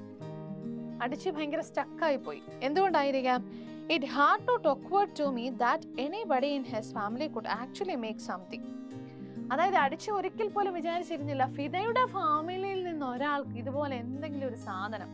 ഇതെന്ന് പറഞ്ഞു കഴിഞ്ഞാൽ ശരിക്കും പറഞ്ഞാൽ എന്താണ്, ക്രാഫ്റ്റ് ആർട്ട് വർക്കൊക്കെയാണ് അല്ലേ, കരകൗശല വിദ്യയൊക്കെയാണ്, കൈകൊണ്ട് ഉണ്ടാക്കിയെടുത്ത ഒരു സാധനമാണ്. അവരെ പോലെയുള്ള ഒരാൾക്ക് ഇങ്ങനെ ഒരു സാധനം ചെയ്തെടുക്കാൻ പറ്റുമെന്ന് ഒരിക്കൽ പോലും അടിച്ച് ചിന്തിച്ചിരുന്നില്ല. അതുകൊണ്ടാണ് ശരിക്കും പറഞ്ഞ ഇത് കേട്ട് കഴിഞ്ഞപ്പോൾ തന്നെ അവർക്ക് സ്റ്റക്കായി പോയത്. All I had heard about them was how poor they were, so that it had become impossible for me to see them as anything else but poor. Their poverty was my single story of them. അപ്പം ഇവരെ കുറിച്ച് എപ്പോഴും കേട്ടിരുന്നത് എന്താണ്, അവർ ഭയങ്കര പാവപ്പെട്ടവരാണ്, അവർക്കൊന്നും ഇല്ലാത്തതാണ്, നമ്മൾ അവരെ സഹായിക്കണം, ഇങ്ങനെയുള്ള കുറേ കാര്യങ്ങൾ അടിച്ചിട്ട് അമ്മയുടെ വായിൽ നിന്നും ഇങ്ങനെ എപ്പോഴും കേട്ടുകൊണ്ടിരുന്നത്. അങ്ങനെ തന്നെ ആയിരുന്നത് കൊണ്ട്, ഇവർ പാവപ്പെട്ടവരാണെന്ന് കേട്ടിരുന്നത് തന്നെ അവരുടെ ആ ദാരിദ്ര്യം, പോവർട്ടി എന്ന് പറയുന്ന ആ ഒരു സിംഗിൾ സ്റ്റോറി, അതായിരുന്നു ഇവിടുത്തെ സിംഗിൾ സ്റ്റോറി. ഓക്കെ, അത് മാത്രമായിരുന്നു ഹൈലൈറ്റ് ചെയ്യപ്പെട്ടിരുന്നത്. അപ്പൊ ഇത് മാത്രമായിരുന്നു ഇവരുടെ കഥ. അതുകൊണ്ട് തന്നെ അങ്ങനെ ഒരു കഥ കേട്ടിരുന്നത് കൊണ്ട് അവരിൽ നിന്നും മറ്റെന്തെങ്കിലും ഒന്ന് ഒരിക്കൽ പോലും പ്രതീക്ഷിക്കാനായിട്ട് നമ്മുടെ അടിച്ചിക്ക് സാധിച്ചിരുന്നില്ല. അതുകൊണ്ടാണ് വളരെ വ്യത്യസ്തമായിട്ട് ഒരു കാര്യം അവർ ചെയ്തപ്പോൾ അത് അംഗീകരിക്കാനോ അത് മനസ്സിലാക്കാനോ ഒക്കെ അവൾക്കൊരു ബുദ്ധിമുട്ട് ഫീൽ ചെയ്തത്. അതുകൊണ്ടാണ് ഇത് കേട്ട് കഴിഞ്ഞപ്പോൾ ഷോക്കായി പോയത്. ഓക്കെ, ക്ലിയർ അല്ലേ? ഇതാണ് സിംഗിൾ സ്റ്റോറി. ഇവിടുത്തെ ഒരു സിംഗിൾ സ്റ്റോറി എന്ന് പറയുന്നതാണ്. ഈ സിംഗിൾ സ്റ്റോറിയുടെ ഡേഞ്ചർ എന്ന് പറയുന്നത് ഇത് തന്നെയാണ്. ഓക്കെ, ഡേഞ്ചർ എന്ന് പറഞ്ഞാൽ എന്താന്ന് ഇപ്പം മനസ്സിലായോ? അവര് പാവപ്പെട്ടവരാണെന്ന് ഇങ്ങനെ എപ്പോഴും കേട്ടുകൊണ്ടിരുന്നത്. അത് മാത്രമേ ഉണ്ടായിരുന്നുള്ളൂ, അവർക്കൊന്നുമില്ല. അത് മാത്രമേ ഫിദയെ കുറിച്ച് മനസ്സിലുണ്ടായിരുന്നുള്ളൂ. അവർക്ക് എന്തെങ്കിലും ചെയ്യാൻ പറ്റുമെന്നോ, അവർക്ക് എന്തെങ്കിലും അവരുടേതായ രീതിയിൽ അവരുടെ കഴിവുകൾ പ്രകടിപ്പിക്കാൻ പറ്റുമെന്നോ, അവരൊരു കഴിവും ഇല്ലാത്ത, ഒന്നിനും കൊള്ളുകയില്ലാത്തവരാണ്, അങ്ങനെ ഒരു ചിന്താഗതി ആയി പോയിരുന്നു അടിച്ചിയുടെ മനസ്സിൽ. അപ്പൊ danger of a single story എന്നുള്ള നിങ്ങളുടെ സ്റ്റോറിയുടെ ടൈറ്റിൽ ഒന്ന് കണക്ട് ചെയ്ത് നോക്കിക്കേ. ശരിയാണല്ലേ? അതിനകത്തൊരു ഡേഞ്ചർ ഉണ്ട്.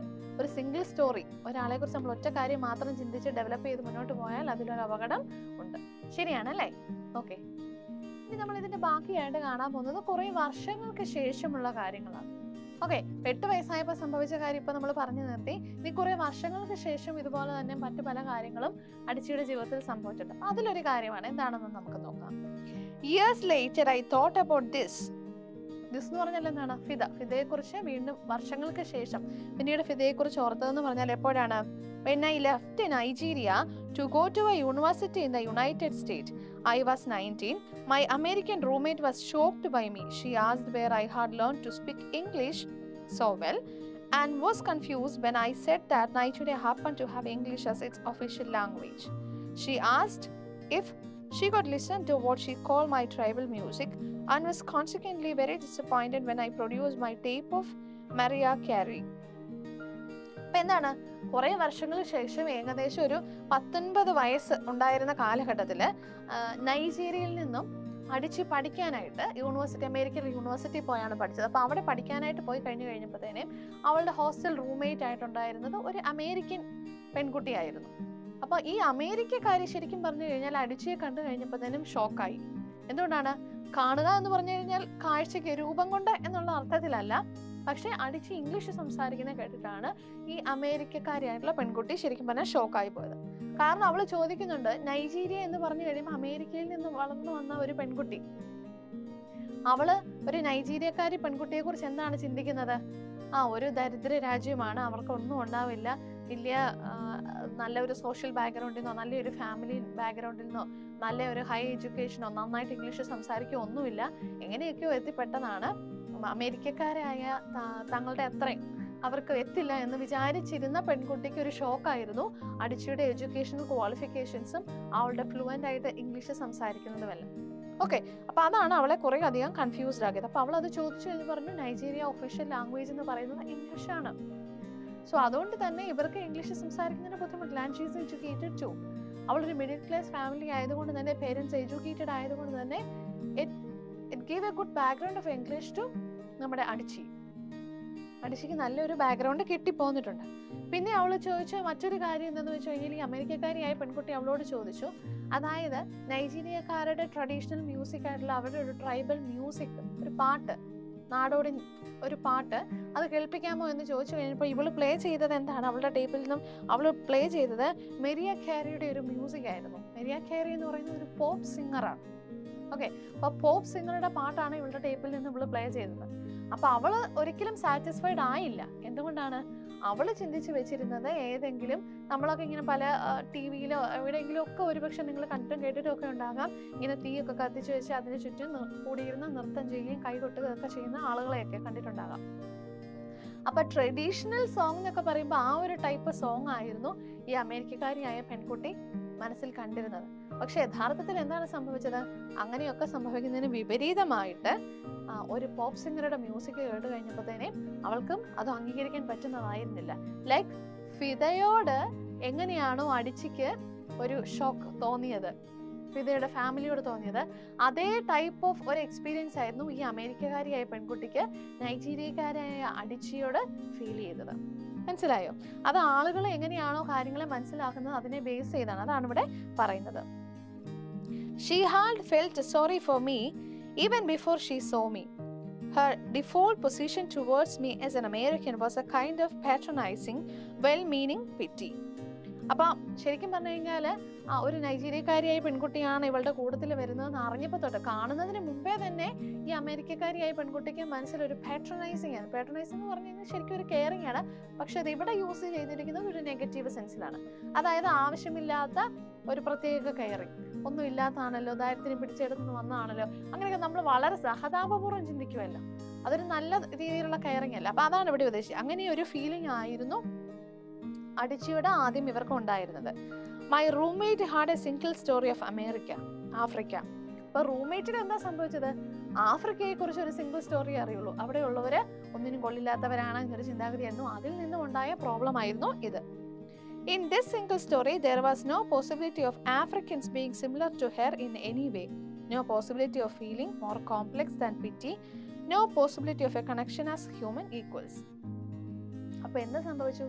ഈ അമേരിക്കക്കാരിയായ പെൺകുട്ടിയുടെ സിംഗിൾ സ്റ്റോറിയിൽ ഒരു തരത്തിൽ പോലും ഈ അമേരിക്കക്കാരുമായിട്ടോ ഹ്യൂമൻസുമായിട്ടോ ഈക്വലൈസ് ചെയ്യുന്ന ഒന്നും തന്നെ ആഫ്രിക്കൻസിന് ഇല്ലായിരുന്നു. അപ്പൊ അവര് സംതിങ് ഡിഫറെന്റ് എന്ന് വിചാരിച്ചിരുന്നത് കൊണ്ടാണ് ഇവരെ പോലെ തന്നെ ഈക്വൽ ആയിട്ട് ഫീൽ ചെയ്ത് കഴിഞ്ഞപ്പോൾ അവൾക്കത് അംഗീകരിക്കാനായിട്ടുള്ള ബുദ്ധിമുട്ട് ഉണ്ടായതെന്നാണ് അടിച്ചി ഇവിടെ പറയുന്നത്. I must say that before I went to the US, I didn't consciously identify as African. But in the US, whenever Africa came up, people turned to me. I did come to embrace this new identity, and in many ways I think of myself now as African, although I still get quite irritated when Africa is referred to as a country. അപ്പോൾ ഇവള് പറയാണ്, അടിച്ച് പറയാണ്, U എസിൽ പോകുന്നതിന് മുമ്പായിട്ട് ഒരിക്കൽ പോലും ഒരു ആഫ്രിക്കൻ ആണെന്നുള്ളൊരു ഐഡന്റിറ്റി അവൾക്ക് ഫീൽ ചെയ്തിട്ടില്ല. പക്ഷെ ആഫ്രിക്കയിൽ നിന്ന് മാറി യു എസിൽ ചെന്നതിന് ശേഷം എപ്പോഴൊക്കെ ആഫ്രിക്ക എന്ന് കേൾക്കുന്നു അപ്പോഴൊക്കെ അവളുടെ ചുറ്റും കൂടിയിരിക്കുന്ന ആളുകൾ തിരിഞ്ഞ് ഇവളെ തന്നെ ഇങ്ങനെ നോക്കും. അപ്പോഴാണ് അത് അവൾക്ക് കിട്ടിയിരിക്കുന്ന ഒരു പുതിയ ഐഡന്റിറ്റി ആയിട്ട് പോലും അവൾക്ക് തോന്നിയത്. കാരണം എന്താണ്? അതിനു മുമ്പ് നൈജീരിയയിൽ നിന്ന് ഒരിക്കലും പുറത്തേക്ക് പോയിട്ടില്ലായിരുന്നു. അപ്പൊ അവൾക്കതൊരു പുതിയ എക്സ്പീരിയൻസ് ആയിരുന്നു. അതുകൊണ്ട് തന്നെയാണ് അവൾക്ക് അതൊരു പുതിയ ഐഡന്റിറ്റി ആയിട്ട് പോലും ഫീൽ ചെയ്തത്. അതായത് അവനവന്റെ സ്വന്തം ഐഡന്റിറ്റി മനസ്സിലാക്കിയത് പിന്നീടാണ് അതിനെക്കുറിച്ച് ഒരു ഫീലിംഗ് ഉണ്ടായത് പോലും. ഓക്കെ, ക്ലിയർ അല്ലേ ഇതുവരെ? ഓക്കെ, അപ്പൊ അങ്ങനെയാണെങ്കിൽ നമുക്ക് ഇതിന്റെ ബാക്കി കൂടി നോക്കാം. Take page 98.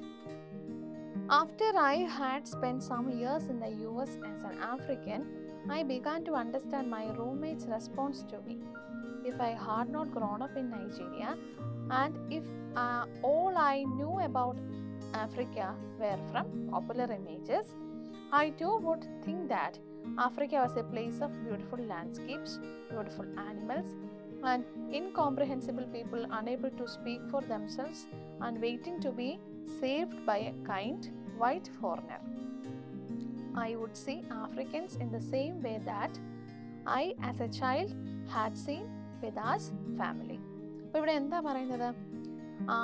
ആഫ്രിക്കയിൽ നിന്ന് മാറി US പോയി കുറേ വർഷം താമസിച്ച് അവിടെ നിന്ന് കഴിഞ്ഞപ്പോഴാണ് ശരിക്കും പറഞ്ഞു കഴിഞ്ഞാൽ ഈ ആഫ്രിക്കക്കാരി അവരെ എങ്ങനെയാണ് ഈ അമേരിക്കക്കാർ കാണുന്നത് എന്നുള്ള ഒരു പെർസ്പെക്റ്റീവ് അടിച്ചിക്ക് മനസ്സിലായത്. ഈ അമേരിക്കക്കാരിയായ പെൺകുട്ടിക്ക് എന്താണ് ഇവളെ കുറിച്ച് ഇങ്ങനെ തോന്നാൻ കാരണം എന്നൊക്കെ മനസ്സിലായത് പിന്നീടാണ്. കാരണം എന്താണ്? അതിവിടെ പറയുന്നൊരു വാക്കുണ്ട്, പോപ്പുലർ ഇമേജസ് എന്ന് പറഞ്ഞിട്ടുണ്ട്. പോപ്പുലർ ഇമേജസ് എന്ന് പറഞ്ഞാൽ എന്താണ്? അതായത് നമുക്ക് പല മാധ്യമങ്ങളിലൂടെ പലതരത്തിൽ നമ്മൾ ഓരോ രാജ്യത്തെക്കുറിച്ച്, ഒരു സ്ഥലങ്ങളെക്കുറിച്ച് നമ്മൾ മനസ്സിലാക്കി വെക്കുന്ന കുറേ കാര്യങ്ങളുണ്ട്. അപ്പം അതും പ്രകാരം എന്താണ്? ആഫ്രിക്ക വളരെ നല്ലൊരു സ്ഥലമാണ്, പല പല ബ്യൂട്ടിഫുൾ ആയിട്ടുള്ള ആനിമൽസ് അവിടെയുണ്ട്. അവിടുത്തെ ആളുകൾ എന്ന് പറഞ്ഞാൽ എങ്ങനെയാണ്? മറ്റുള്ളവർ പറയുന്ന ഒന്നും മനസ്സിലാക്കാനോ അവർക്ക് അവരുടെ അവകാശങ്ങൾക്ക് വേണ്ടി ചോദിക്കാനോ പറയാനോ സംസാരിക്കാനോ ഒന്നിനും കഴിവില്ലാത്ത, ഏതോ എപ്പോഴോ ഒരു കാലത്ത് അവരുടെ നാട്ടിലേക്ക് വരാൻ സാധ്യതയുള്ള ഒരു വൈറ്റ് ഫോറിനർ, ഒരു വെള്ളക്കാരനായ ഒരു സായിപ്പായിട്ടുള്ള ഒരു വൈറ്റ് ഫോറിനറിനെ വെയിറ്റ് ചെയ്ത്, അവരുടെ ഒരു രക്ഷകനായിട്ട് വെയിറ്റ് ചെയ്ത് കാത്തിരിക്കുന്നവരാണ് ഈ ആഫ്രിക്കക്കാരെ എന്നുള്ള ഒരു ചിന്താഗതിയാണ് ഈ അമേരിക്കക്കാർക്കുണ്ടായിരുന്നത്. ആ ഒരു ചിന്താഗതി വെച്ചിട്ടാണ് ഈ പെൺകുട്ടി ശരിക്കും പറഞ്ഞു കഴിഞ്ഞാൽ നൈജീരിയയിൽ നിന്ന് വന്ന അഡിച്ചിയെ പോലും മനസ്സിലാക്കിയത്. അതാണ് ഇവിടെ സംഭവിച്ചത്. അതായത് അഡിച്ചി എങ്ങനെയാണോ ഫിദയുടെ ഫാമിലിയെ കണ്ടത്, അതുപോലെ വളരെ താഴ്ന്ന ലെവലിൽ നിന്നുള്ളൊരു ചിന്താഗതിയാണ് അമേരിക്കക്കാരിയായ റൂംമേറ്റ് ആയിട്ടുണ്ടായിരുന്ന പെൺകുട്ടിക്ക് അഡിച്ചിയെ കുറിച്ച് കണ്ടപ്പോൾ തോന്നിയത്. I began to realize that my American roommate must have thought her life, seen and heard different versions of this single story. അപ്പോൾ എന്താണ്? ഒരു സ്റ്റോറി മാത്രം കേട്ടത് കൊണ്ടാണ് ഈ പ്രോബ്ലം ഉണ്ടായി. ഈ അമേരിക്കക്കാരിയായ പെൺകുട്ടി ആഫ്രിക്കയെക്കുറിച്ചുള്ള ഡിഫറെൻറ്റ് സ്റ്റോറീസ് കേൾക്കുകയായിരുന്നെങ്കിൽ, പല പല കാര്യങ്ങൾ പഠിക്കുകയും മനസ്സിലാക്കുകയായിരുന്നെങ്കിൽ, പല പല വിഷയങ്ങൾ മനസ്സിലാക്കുകയായിരുന്നെങ്കിൽ ഒരിക്കലും ഇങ്ങനെയുള്ള ഒരു ചിന്താഗതി ഉണ്ടാവുകയില്ലായിരുന്നു എന്നാണ് അഡിച്ചി ഇവിടെ പറയുന്നത്. A professor once told me that my novel was not authentically African. I did not know what African authentically was. The professor told me that my characters were too much like him, an educated and middle-class man. My characters drove cars. They were not starving. Therefore, they were not authentically African. ഒരു ദിവസം, അതായത് ഒരിക്കൽ അവളുടെ യൂണിവേഴ്സിറ്റിയിലുള്ള ഒരു professor അവളോട് പറഞ്ഞു, അവളുടെ എഴുത്തുകളിൽ കാണപ്പെടുന്ന ഈ ക്യാരക്ടേഴ്സ്, ഈ ആഫ്രിക്കൻ ക്യാരക്ടേഴ്സ് എന്ന് പറഞ്ഞാൽ അവർ ഒതന്റിക്കലി ആഫ്രിക്കൻ ക്യാരക്ടേഴ്സ് അല്ല എന്നാണ് പറയുന്നത്. അപ്പോൾ അവൾക്ക് മനസ്സിലായില്ല എന്താണ് ഈ ഒതന്റിക്കലി ആഫ്രിക്കൻ എന്ന് പറഞ്ഞു കഴിഞ്ഞാൽ.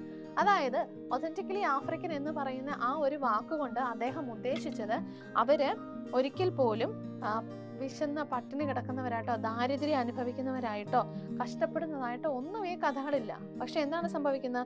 അവളുടെ കഥകളിലെ ആളുകൾ എന്ന് പറഞ്ഞു കഴിഞ്ഞാൽ എഡ്യൂക്കേറ്റഡ് ആയിട്ടുള്ള ആളുകളാണ്, മിഡിൽ ക്ലാസ് പീപ്പിൾ ആണ്, അവർ കാർ ഓടിക്കുന്നുണ്ട്. ഓക്കെ, അടിച്ചു ശരിക്കും പറഞ്ഞാൽ മിഡിൽ ക്ലാസ് ഗേൾ ആയതുകൊണ്ട് തന്നെ നൈജീരിയയിൽ നിന്ന് വന്ന ആളാണെങ്കിൽ പോലും അവൾക്ക് അവളുടെ സ്വന്തം ജീവിതം എഴുതിയാൽ പോലും അത് അങ്ങനെ മാത്രമേ വരുള്ളൂ, അല്ലേ? പക്ഷെ എന്താണ്, ഒരു സ്റ്റീരിയോടൈപ്പ് അവിടെ നിലനിൽക്കുന്നുണ്ട്. ആഫ്രിക്ക എന്ന് പറഞ്ഞു കഴിഞ്ഞാൽ ഒന്നിനും കൊള്ളില്ലാത്ത പട്ടിണി പാവങ്ങളുടെ നാടാണ്, അവിടെ ദാരിദ്ര്യമാണ് മാത്രമേ ഉള്ളൂ, കഴിക്കാനൊന്നുമില്ല, കുടിക്കാനൊന്നുമില്ല, മിണ്ട് കയറിയ സ്ഥലങ്ങളും ഒന്നും നട്ടു കഴിഞ്ഞാൽ ഒന്നും ഉണ്ടാകില്ലാത്ത സ്ഥലങ്ങളും ഒക്കെ ആണെന്നുള്ള ഒരു ചിന്താഗതിയുണ്ട്. അതുകൊണ്ടാണ് അവൾ എഴുതിയിരിക്കുന്നതിൽ ഒന്നും ഒരു ഒതന്റിക്കലി ആഫ്രിക്കൻ ടച്ച് വന്നിട്ടില്ല എന്ന് ഈ പ്രൊഫസർ പറയാനായിട്ടുണ്ടായ കാരണം എന്ന് പറയുന്നത്. When I learned some years ago that writers were expected to have had really unhappy childhoods to be successful, I began to think about how I could invent horrible things my parents had done to me. But the truth is that I had a very happy childhood full of laughter and love in a very close-knit family. അപ്പോൾ ഇവള് പിന്നീട് വർഷങ്ങൾക്ക് ശേഷം അവൾ മനസ്സിലാക്കിയെടുത്ത കാര്യം എന്ന് പറഞ്ഞാൽ എന്താണ്, ഒരു റൈറ്റർ അദ്ദേഹത്തിന്റെ ചൈൽഡ്ഹുഡ് മെമ്മറീസ് അല്ലെങ്കിൽ അയാളുടെ ബയോഗ്രഫിക്കലായിട്ടുള്ള എലമെന്റ്സ്, അയാളുടെ സ്വന്തം ജീവിതത്തിൽ നിന്ന് എടുത്ത കാര്യങ്ങളെ കുറിച്ച് പറയുകയാണെന്നുണ്ടെങ്കിൽ അത് സക്സസ്ഫുൾ ആണെങ്കിൽ എങ്ങനെയായിരിക്കണം? വളരെ കഷ്ടപ്പാടുകൾ നിറഞ്ഞ ഒരു ദാരിദ്ര്യം പിടിച്ച വളരെ ഭയാനകമായ അനുഭവങ്ങളൊക്കെ ഉണ്ടായ ഒരു ചൈൽഡ്ഹുഡ് ആയിരിക്കണം. അപ്പൊ അത്രയും കഷ്ടപ്പാടുകളുടെ ഇടയിൽ നിന്നും വളരെ സക്സസ്ഫുൾ ആയി വന്ന ഒരാളാണ് താൻ എന്ന ഒരു എഴുത്തുകാരൻ സമർത്ഥിച്ചാൽ മാത്രമേ അത് സക്സസ്ഫുൾ ആവുകയുള്ളൂ എന്നാണ് അടിച്ചിയുടെ പറഞ്ഞിരിക്കുന്നത്. അങ്ങനെ ഒരു ചിന്താഗതി ഉണ്ടായിരുന്നു. പക്ഷെ എന്താണ് അടിച്ചി പറയുന്നത്? പക്ഷെ അടിച്ചിക്കുണ്ടായിരുന്നത് വളരെ ലവബിൾ ആയിട്ടുള്ള, സ്നേഹമുള്ള, നല്ല മാതാപിതാക്കളുള്ള, നല്ല വിദ്യാഭ്യാസം കിട്ടിയ, നല്ല സന്തോഷകരമായ ഒരു ബാല്യകാലം, ചൈൽഡ്ഹുഡ് ആയിരുന്നു അടിച്ചിക്ക് അവിടെ ഉണ്ടായിരുന്നത്. അപ്പൊ ഈ ചാപ്റ്റർ മൊത്തമായിട്ട് അടിച്ചി അവളുടെ ഓരോ പേഴ്സണൽ എക്സ്പീരിയൻസ് ആയിരുന്നു പറഞ്ഞുകൊണ്ടിരുന്നത്, അല്ലേ? അപ്പൊ അവളുടെ ചൈൽഡ്ഹുഡ് ഒക്കെ നല്ലതായിരുന്നു. പക്ഷെ അവൾക്കും ചില കാര്യങ്ങൾ കൂടി, മറ്റു ചില കാര്യങ്ങൾ കൂടി കൂട്ടിച്ചേർക്കാനുണ്ട്. അപ്പൊ അതെന്താന്ന് നമുക്ക് നോക്കാം. But I also had grandfathers who died in refugee camps. എന്ന് പറഞ്ഞാൽ എന്താണ്? അഭയാർത്ഥി ക്യാമ്പുകളിൽ കിടന്ന് മരിച്ച ചില സംഭവങ്ങൾ എൻ്റെ കുടുംബത്തിലും ഉണ്ട്. ഗ്രാൻഡ് ഫാദേഴ്സിൽ ചില അങ്ങനെ മരിച്ചവരാണ്. My cousin Polly died because he could not get adequate health care. നല്ല ഹെൽത്ത് കെയർ, ആരോഗ്യ സംരക്ഷണം കിട്ടാത്തത് കൊണ്ട് മരിച്ചുപോയ പോളി എന്ന് പേരുള്ള ഒരു കസിൻ എനിക്കുണ്ട്. One of my closest friend, Oklahoma എന്ന പേരുള്ള എൻ്റെ ഒരു സുഹൃത്ത് died in a plane crash because her fire trunks did not have water. Fire ട്രങ്ക്സിൽ ആവശ്യത്തിനുള്ള വെള്ളമില്ലാതെ തീ അണയ്ക്കാൻ സാധിക്കാതെ പോയതുകൊണ്ട് പ്ലെയിൻ ക്രാഷിൽ മരിച്ചുപോയ ഒക്ലോമ എന്ന പേരുള്ള ഒരു സുഹൃത്ത് എനിക്കുണ്ട്. I grew up under repressive military governments that devalued education so that sometimes my parents were not paid their salaries. ഒരു റിപ്രസീവ്, അടിച്ചമർത്തുന്ന ഒരു പട്ടാള ഭരണത്തിൻ്റെ കീഴിലാണ് ഞാൻ വളർന്നു വന്നത്. അപ്പോൾ അവർ എഡ്യൂക്കേഷനൊന്നും വലിയ പ്രാധാന്യം കൊടുക്കുന്നില്ല. അതുപോലെ തന്നെ എൻ്റെ പേരൻസിന് ചില സമയത്ത് സാലറി കിട്ടാതെ വന്നിട്ടുമുണ്ട്. അപ്പോൾ അവളുടെ പേരൻസിന് സാലറി കിട്ടാതെ വന്ന ഒരു കാര്യമാണ് ശരിക്കും പറഞ്ഞാൽ അവളെ നേരിട്ട് ബാധിക്കുന്ന ഒരു കാര്യം. മറ്റു ചില കാര്യങ്ങൾ അവൾ ഓർമ്മിപ്പിച്ചു എന്നേ ഉള്ളൂ. നല്ല കാര്യങ്ങൾ പറയുന്നതോടെ ആഫ്രിക്കയെക്കുറിച്ച് അല്ലെങ്കിൽ അവളുടെ നാടിനെ കുറിച്ച് പറയുകയാണെങ്കിൽ ഇങ്ങനെയും ചില കാര്യങ്ങൾ അവിടെയുണ്ട്. All of these stories make me who I am. But to insist on only these negative stories is to flatten my experience and to overlook the many other stories that formed me. The single story creates stereotypes. And the problem with stereotypes is not that they are untrue, but that they are incomplete. They make one story become the only story. അപ്പോൾ ഈ stories എല്ലാം കേട്ട് കഴിയുമ്പം താൻ ആരാണ് എന്ന് മനസ്സിലാക്കാൻ സാധിക്കും എന്നാണ് അടിച്ചി ഇവിടെ പറയുന്നത്. അല്ലെങ്കിൽ നെഗറ്റീവ് സ്റ്റോറി മാത്രമാണ് നമ്മൾ കേൾക്കാൻ ശ്രദ്ധിക്കുകയും ചെയ്യുന്നതെങ്കിൽ എന്താണ്? നെഗറ്റീവായിട്ടുള്ള ഒരു ഇമ്പാക്റ്റ് വരുള്ളൂ, അല്ലേ? സ്റ്റീരിയോടൈപ്സ് ക്രിയേറ്റ് ചെയ്യപ്പെടാനായിട്ടുള്ള സാധ്യത വളരെ കൂടുതലാണ്, അല്ലേ? അപ്പോൾ ഇവിടെ എന്തായാലും അവസാനം പറഞ്ഞിരിക്കുന്നത്, അല്ലെങ്കിൽ ഇങ്ങനെ ഒരു കഥ, ഏതെങ്കിലും ഒരു കഥ, whether it is positive or negative, positive ആണെങ്കിലും നെഗറ്റീവ് ആണെങ്കിലും ഒരു കഥ മാത്രം അല്ലെങ്കിൽ ഒരു കാര്യം മാത്രത്തെ വെച്ചുകൊണ്ട് നമ്മൾ എന്തിനെയെങ്കിലും വാല്യൂ ചെയ്യുക എന്ന് പറഞ്ഞു കഴിഞ്ഞാൽ അത് ശരിയായിട്ടുള്ള കാര്യമല്ല. അല്ലെങ്കിൽ ഒരിക്കലും ഒരു കഥ കൊണ്ട്, ഒരു സംഭവം കൊണ്ട്, ഒരു കാര്യം കൊണ്ട് ഒന്നും കംപ്ലീറ്റ് ആകുന്നില്ല, അത് ഇൻകംപ്ലീറ്റ് ആണ്. അത് പൂർത്തിയാകണമെങ്കിൽ അതിനെ സംബന്ധിക്കുന്ന എല്ലാ കാര്യങ്ങളും നമ്മൾ പഠിച്ചിരിക്കണം, മനസ്സിലാക്കിയിരിക്കണം, അറിഞ്ഞിരിക്കണം. എന്നാൽ മാത്രമേ അതൊരു പൂർണ്ണമായ കാര്യമായി മാറുകയുള്ളൂ. അല്ലാത്ത പക്ഷം അതെന്താണ്?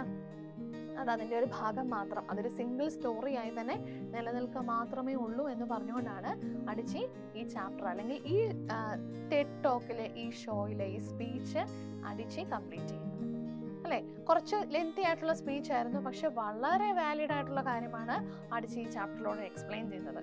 ഓക്കെ, അപ്പോൾ എല്ലാവർക്കും മനസ്സിലായിട്ടുണ്ടല്ലോ, അല്ലേ? വളരെ സിമ്പിളാണ്, പക്ഷെ നമ്മൾ മനസ്സിലാക്കേണ്ട കുറച്ചധികം കാര്യങ്ങൾ ഇതിനകത്തുണ്ടായിരുന്നു. Okay, all clear? Okay, so ഇനി നമുക്ക് ചെയ്യാനുള്ളത് നമ്മുടെ ക്വസ്റ്റ്യൻ ആൻസേഴ്സ് ഡിസ്കസ് ചെയ്യാനുള്ളതാണ്. Moving to the question answer sections. First one, how does Adichie begin her speech? What is striking about it? എങ്ങനെയാണ് അടിച്ചി സ്പീച്ച് സ്റ്റാർട്ട് ചെയ്യുന്നത്? എന്താണ് അതിനകത്ത് striking element? She tells the audience that she is storyteller. The striking thing about it is that it captures the attention of her listeners or readers. ഞാനൊരു story teller ആണ് എന്ന് പറഞ്ഞുകൊണ്ട് തന്നെ തുടങ്ങുന്നത് തന്നെയാണ് അതിൻ്റെ സ്റ്റാർട്ടിങ്ങും അതിൻ്റെ സ്ട്രൈക്കിംഗ് പോയിന്റും എന്നാണ് പറയുന്നത്. എന്തുകൊണ്ടാണ്? ആ റീഡേഴ്സിനെ അല്ലെങ്കിൽ ലിസണേഴ്സിനെ ആകർഷിക്കാനുള്ള ഒരു കഴിവ് അതിനകത്ത് വന്നിട്ടുണ്ട്. Question number 2, how does Adichie describe the characters in her early writings? Early റൈറ്റിംഗ്സിലെ ക്യാരക്ടേഴ്സിനെ എങ്ങനെയാണെന്നാണ് പറഞ്ഞിരിക്കുന്നത്. അതിൻ്റെ ആൻസർ നോക്കാം. Her characters were white, white and blue eyed. വെള്ള ആളുകളായിരുന്നു, അതായത് ഇംഗ്ലീഷുകാരായിരുന്നു. ബ്ലൂ ഐസ് ആയിരുന്നു അവർക്കുണ്ടായിരുന്നത്. They played in the snow, they ate apples. അവർ മഞ്ഞിൽ കളിക്കുകയും ആപ്പിൾ കഴിക്കുകയും ചെയ്യുന്ന ക്യാരക്ടേഴ്സ് ആയിരുന്നു. They talked a lot about the weather and how lovely it was that the sun had come out. അപ്പോൾ എന്താണ്, ഒരു വെതറിനെ കുറിച്ച്, കാലാവസ്ഥയെക്കുറിച്ച് സംസാരിക്കുകയും സൂര്യൻ വന്നിരിക്കുന്ന എത്ര പ്ലസന്റ് ആയിട്ടുള്ള കാര്യമാണെന്ന് അവർ പറയുകയും ചെയ്തിരുന്നു. Question number 3. How did Adichie feel when she read books authored by Achibe and Lei? Chinua അച്ചിബയുടെയും ലേയുടെയും റീഡിങ്സ്, ടെക്സ്റ്റ് ബുക്കുകൾ വായിച്ചു കഴിഞ്ഞപ്പോൾ അഡിച്ചിക്ക് എന്താണ് തോന്നിയതെന്നാണ് ക്വസ്റ്റ്യൻ. അതിൻ്റെ ആൻസർ നോക്കാം.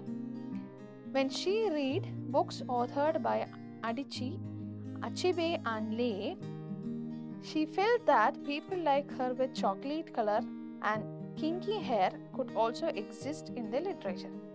അപ്പം എന്താണ്, അച്ചിബയുടെയും ലയയുടെയും ബുക്കുകൾ വായിച്ചപ്പോഴാണ് അവളെ പോലെയുള്ള ചോക്ലേറ്റ് കളർ സ്കിന്നുള്ള ഗേൾസും അതുപോലെ തന്നെ കിങ്കി ഹെയർസ് ഉള്ള ഗേൾസും ഒക്കെ ഈ ലിറ്ററേച്ചറിലെ കഥയിലെ ക്യാരക്ടേഴ്സ് ആയിട്ട് വന്നിട്ടുണ്ട് എന്ന് അവൾക്ക് മനസ്സിലായത്. Okay, next question number 4. How did American and British books help her in her writing? ഈ ബ്രിട്ടീഷ് ബുക്സും അമേരിക്കൻ ബുക്സും എങ്ങനെയാണ് ആളുടെ റൈറ്റിംഗ്സിൽ ഹെൽപ്പ് ചെയ്തത്? They helped in stirring her imagination and open up new worlds before her. അവളുടെ ഇമാജിനേഷനെ നന്നായിട്ട് help ചെയ്തത് ഈ English books ആയിരുന്നു എന്നാണ് ഇവിടെ പറഞ്ഞിരിക്കുന്നത്. Question number 5. Why was Adichie startled when she visited Fida's village? ഫിദയുടെ വില്ലേജ് വിസിറ്റ് ചെയ്യുമ്പോൾ എന്തുകൊണ്ടാണ് അവൾ ഷോക്കായതെന്നാണ് ചോദിച്ചിരിക്കുന്നത്. She had thought that poor people could hardly do anything. But when she visited Fida's village, Fida's mother showed her a beautifully patterned basket made from dyed raffia that Fida's brother had made. Adichie was surprised that a poor boy could make such a beautiful thing. എന്താണ്, poor ആയിട്ടുള്ള ആളുകൾ പ്രത്യേകിച്ച് അവരെ കൊണ്ട് ഒന്നും ചെയ്യാൻ സാധിക്കില്ലായിരുന്നു എന്നാണ് അടിച്ച് വിചാരിച്ചു വെച്ചിരുന്നത്. അങ്ങനെ ഇരുന്നപ്പോഴാണ് ഫിദയുടെ ബ്രദർ ഉണ്ടാക്കിയ റാഫിയ എന്ന് പറഞ്ഞ മെറ്റീരിയൽ യൂസ് ചെയ്ത് ഉണ്ടാക്കിയിരിക്കുന്ന ഒരു ബാസ്ക്കറ്റ് ഫിദയുടെ അമ്മ കാണിച്ചത്. അപ്പോൾ അത് അവളെ ഭയങ്കരമായിട്ട് സർപ്രൈസ്ഡ് ആക്കി. അതാണ് അവിടെ പറഞ്ഞിരിക്കുന്നത്. Question number 6. Why was Adichie's roommate shocked? അഡിച്ചിയുടെ റൂംമേറ്റ് ഷോക്കായത് എന്തുകൊണ്ടാണ്? Adichie's roommate was shocked because Adichie spoke English quite well. Adichie വളരെ നന്നായിട്ട് ഇംഗ്ലീഷ് സംസാരിക്കുമായിരുന്നു. അതുകൊണ്ടാണ് ആ റൂംമേറ്റ് അമേരിക്കക്കാരിയായ പെൺകുട്ടി ഷോക്കായത്. Question number 7. Adichie talks about the number no possibilities in this single story.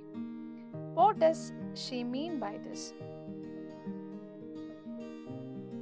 No possibility എന്നുള്ള കാര്യത്തെക്കുറിച്ച് സിംഗിൾ സ്റ്റോറിയിൽ പറഞ്ഞിട്ടുണ്ട്. അപ്പോൾ അതെന്താണെന്നാണ് ചോദിച്ചിരിക്കുന്നത്. She means that her roommate could never imagine that there was a possibility of people like her in Africa. അഡിച്ചിയെ പോലുള്ള ആളുകൾ ആഫ്രിക്കയിൽ ഉണ്ടാകാൻ സാധ്യതയില്ല എന്നായിരുന്നു അവളുടെ റൂംമേറ്റ് ആയിട്ടുള്ള പെൺകുട്ടി വിചാരിച്ചു വെച്ചിരുന്നത്. Her roommate knew only the single story of Africa, that it is a dark continent. അവളുടെ റൂംമേറ്റിന് അറിയാവുന്ന ആകപ്പാടെ ഉണ്ടായിരുന്ന ഒരു കാര്യം എന്താണ്? Africa is A dark continent. അത് മാത്രമായിരുന്നു അവൾക്ക് അറിയാമായിട്ടുണ്ടായിരുന്നത്.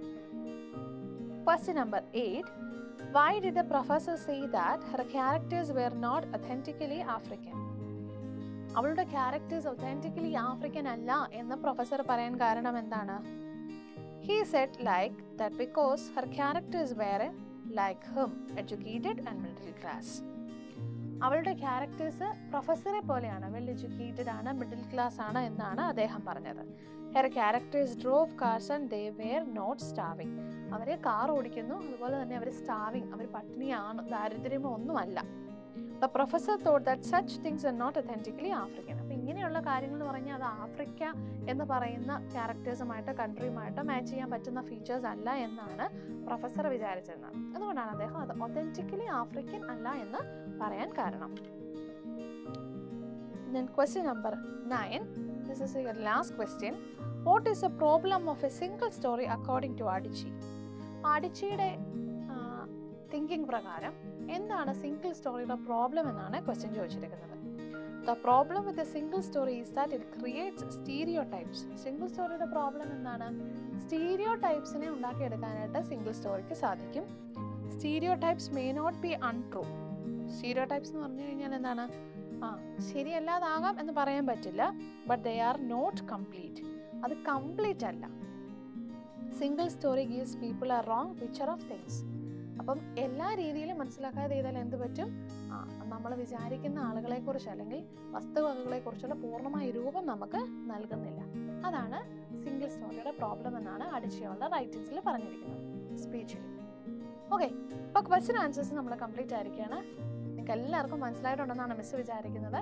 സിമ്പിൾ ആയിട്ടുള്ള കാര്യമാണ്. അഡിച്ചിയുടെ ഈ ലൈഫ് സ്റ്റോറീസ്, ഈ കണ്ടന്റ് എന്താണോ ഡെലിവർ ചെയ്തേക്കുന്നത് അത് നിങ്ങൾ നന്നായിട്ട് മനസ്സിലാക്കി വെച്ചിരിക്കണം. കഥയുടെ ഉൾഭാഗത്ത് എന്തൊക്കെയാണ് ഈ ചാപ്റ്ററിനകത്ത് പറഞ്ഞിരിക്കുന്നത് എന്നുള്ള കാര്യങ്ങൾ നിങ്ങൾക്ക് വളരെ നന്നായിട്ട് അറിയാമായിരിക്കണം.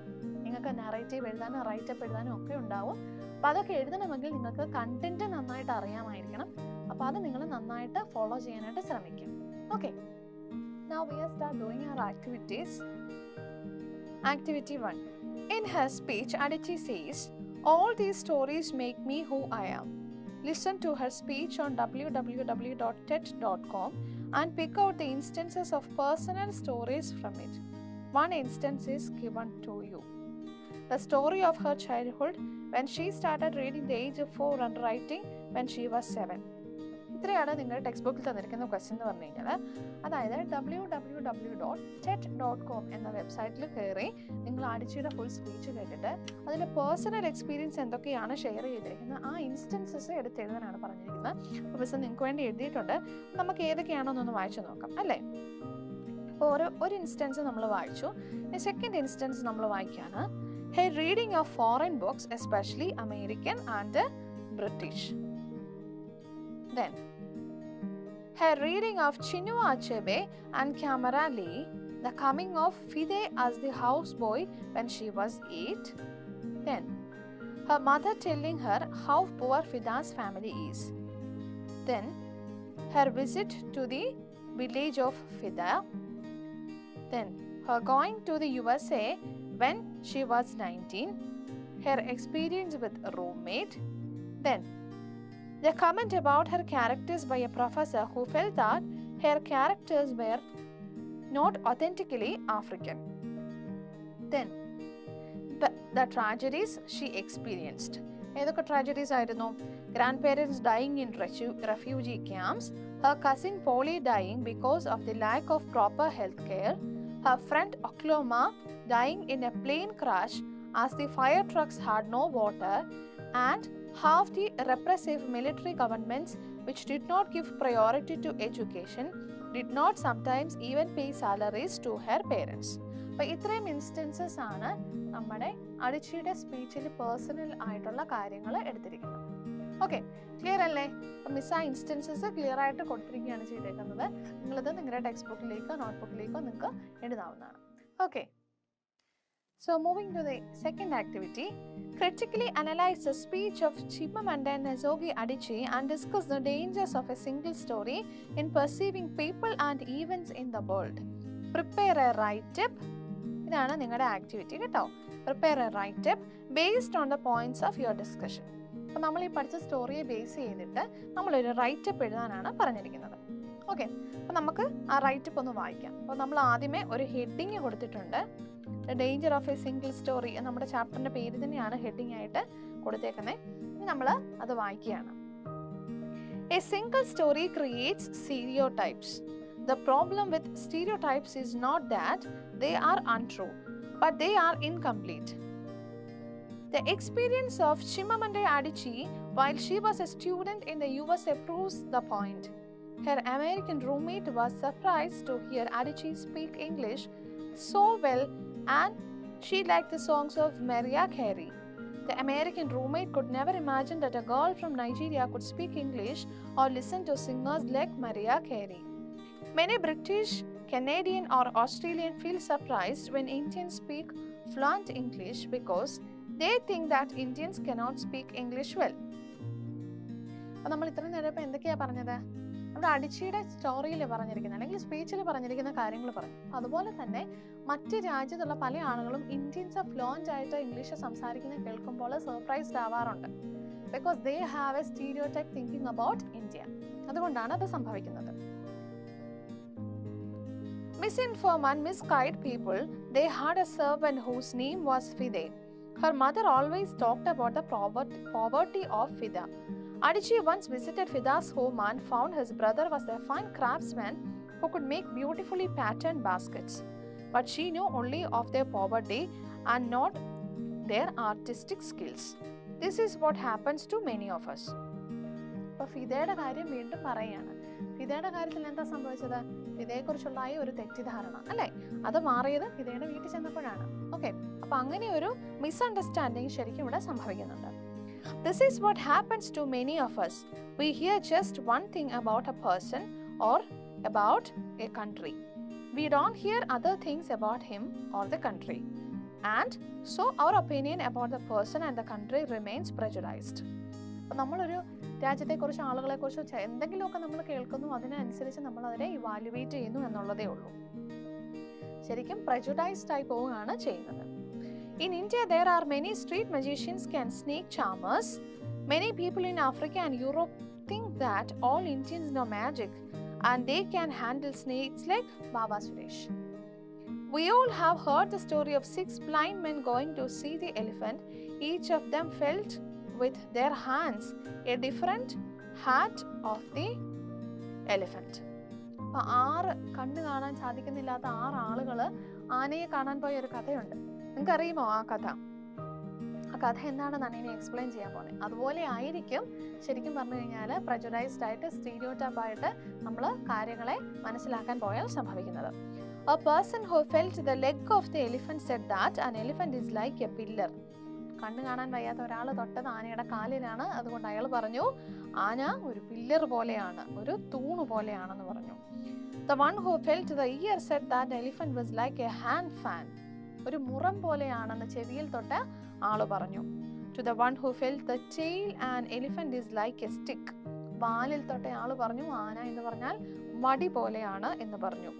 They all were right in the other limited way, but they were all wrong about their concept of the elephant. അവർ പറഞ്ഞ കാര്യങ്ങൾ ശരിയാണ്, പക്ഷെ ആന എന്ന് പറയുമ്പോൾ അല്ലെങ്കിൽ എലിഫന്റ് എന്ന് പറയുമ്പോൾ നമ്മൾ എന്താണോ മനസ്സിലാക്കേണ്ടത് ആ ഒരു പൂർണ്ണ അർത്ഥത്തിലേക്ക് അവരെത്തിച്ചേർന്നില്ല. പക്ഷെ അവർ പറഞ്ഞ കാര്യങ്ങൾ ശരിയാണ് താനും അല്ലേ. തൂണ് പോലെയുള്ള കാലും ചൂല് പോലെയുള്ള വാലും ഒക്കെ ഉള്ള ആളാണ് അല്ലെങ്കിൽ ഒരു മൃഗമാണ് എലിഫന്റ്, ആന അല്ലേ. പക്ഷെ അവര് മൊത്തത്തിൽ ആനയെ അവർ എക്സ്പ്ലെയിൻ ചെയ്തപ്പോൾ അത് തെറ്റിപ്പോയി. അത് തന്നെയാണ് സ്റ്റീരിയോ ടൈപ്പിലും സംഭവിക്കുന്നത്. Danger of a single story എന്നാണ് നമ്മൾ മനസ്സിലാക്കേണ്ടത്. So before coming to conclusions, we should hear not a single story about something, but different stories about the otherwise we will remain prejudiced like the blind men in the story. അപ്പൊ കാര്യങ്ങളെ പൂർണ്ണമായിട്ടും എല്ലാ ഭാഗത്തു നിന്നും മനസ്സിലാക്കിയില്ലെങ്കിൽ ഈ കഥയിലെ കണ്ണു കാണാൻ വയ്യാത്ത ആളുകൾ ആനയെ മനസ്സിലാക്കിയ പോലെ ആയി പോകും നമ്മൾ ജീവിതത്തിൽ ചെയ്യുന്ന കാര്യങ്ങളും എന്നാണ് നമ്മുടെ ഈ റൈറ്റപ്പിൽ നമ്മൾ എഴുതി ഫിനിഷ് ചെയ്തിരിക്കുന്നത്. റൈറ്റപ്പ് എന്ന് പറഞ്ഞാൽ എന്താണ്? നമ്മൾ ആ കാര്യത്തെക്കുറിച്ച് നമ്മുടേതായ പോയിന്റ്സ്, വ്യൂ പോയിന്റ്സും കൂടെ ആഡ് ചെയ്തുകൊണ്ട് ഒരു പാരഗ്രാഫായിട്ട് തിരിച്ച് നമ്മൾ കാര്യങ്ങൾ എസ്സേ പോലെ എഴുതുന്നതാണ് റൈറ്റപ്പ് എന്ന് പറയുന്നത്. ഓക്കെ, അപ്പം students, I hope you understand this. നിങ്ങൾക്ക് എല്ലാവർക്കും ഇത് മനസ്സിലായെന്ന് മിസ് വിചാരിക്കുകയാണ്. Okay, let us find out how language elements work. ഇനി നമുക്ക് ലാംഗ്വേജ് എക്സസൈസിലേക്ക് പോവുകയാണ്. ആക്ടിവിറ്റീസിലേക്ക് നമുക്ക് കടക്കാം. First activity, consider the following sentence from the story the best investment I ever made. താഴെ തന്നിരിക്കുന്ന സെന്റൻസ് എന്ന് പറയുന്നത് അല്ലെങ്കിൽ കോൺവെർസേഷൻ എന്ന് പറയുന്നത് the best investment I ever made എന്ന് പറഞ്ഞ ചാപ്റ്ററിൽ നിന്നാണ്. നമുക്ക് ആ ഡയലോഗ് എന്താണെന്ന് വായിക്കാം. Excuse me doctor, I wonder if I might introduce myself. This is a formal way of introducing oneself. ഒരാൾ അവരവനെ തന്നെ മറ്റൊരാൾക്ക് മുമ്പിൽ സ്വയം പരിചയപ്പെടുത്തുന്നതിന് ഭാഗമായിട്ടുള്ള ഫോർമലായിട്ടുള്ള ഔദ്യോഗികമായിട്ട് പറയുന്നതിനുള്ള ഒരു ഡയലോഗാണ് മുകളിൽ തന്നത്. Can you complete the following table with formal and informal expressions wherever necessary? അപ്പോൾ താഴെ തന്നിരിക്കുന്ന ടേബിൾ, നിങ്ങളുടെ ടെക്സ്റ്റ് ബുക്കിലെ ക്വസ്റ്റിൻ്റെ താഴെ ഒരു ടേബിളാണ് തന്നിരിക്കുന്നത്. അപ്പോൾ ആ ടേബിൾ അനുസരിച്ച് formal and informal way of expression അത് കംപ്ലീറ്റ് ചെയ്യാനാണ് ക്വസ്റ്റ്യൻ തന്നിരിക്കുന്നത്. അപ്പം നമുക്ക് ടേബിൾ നോക്കാം. ഫസ്റ്റ് കോളം എന്ന് പറയുന്നത് അതിൻ്റെ ലാംഗ്വേജ് ഫങ്ഷൻ ആണ്. അത് ഓരോന്നും എന്തൊക്കെയാണ് അതിൻ്റെ ഫങ്ഷൻ എന്നുള്ളത്. സെക്കൻഡ് കോളം അതിൻ്റെ ഫോർമലായിട്ട് വരുന്ന കോൺവെർസേഷൻസ്.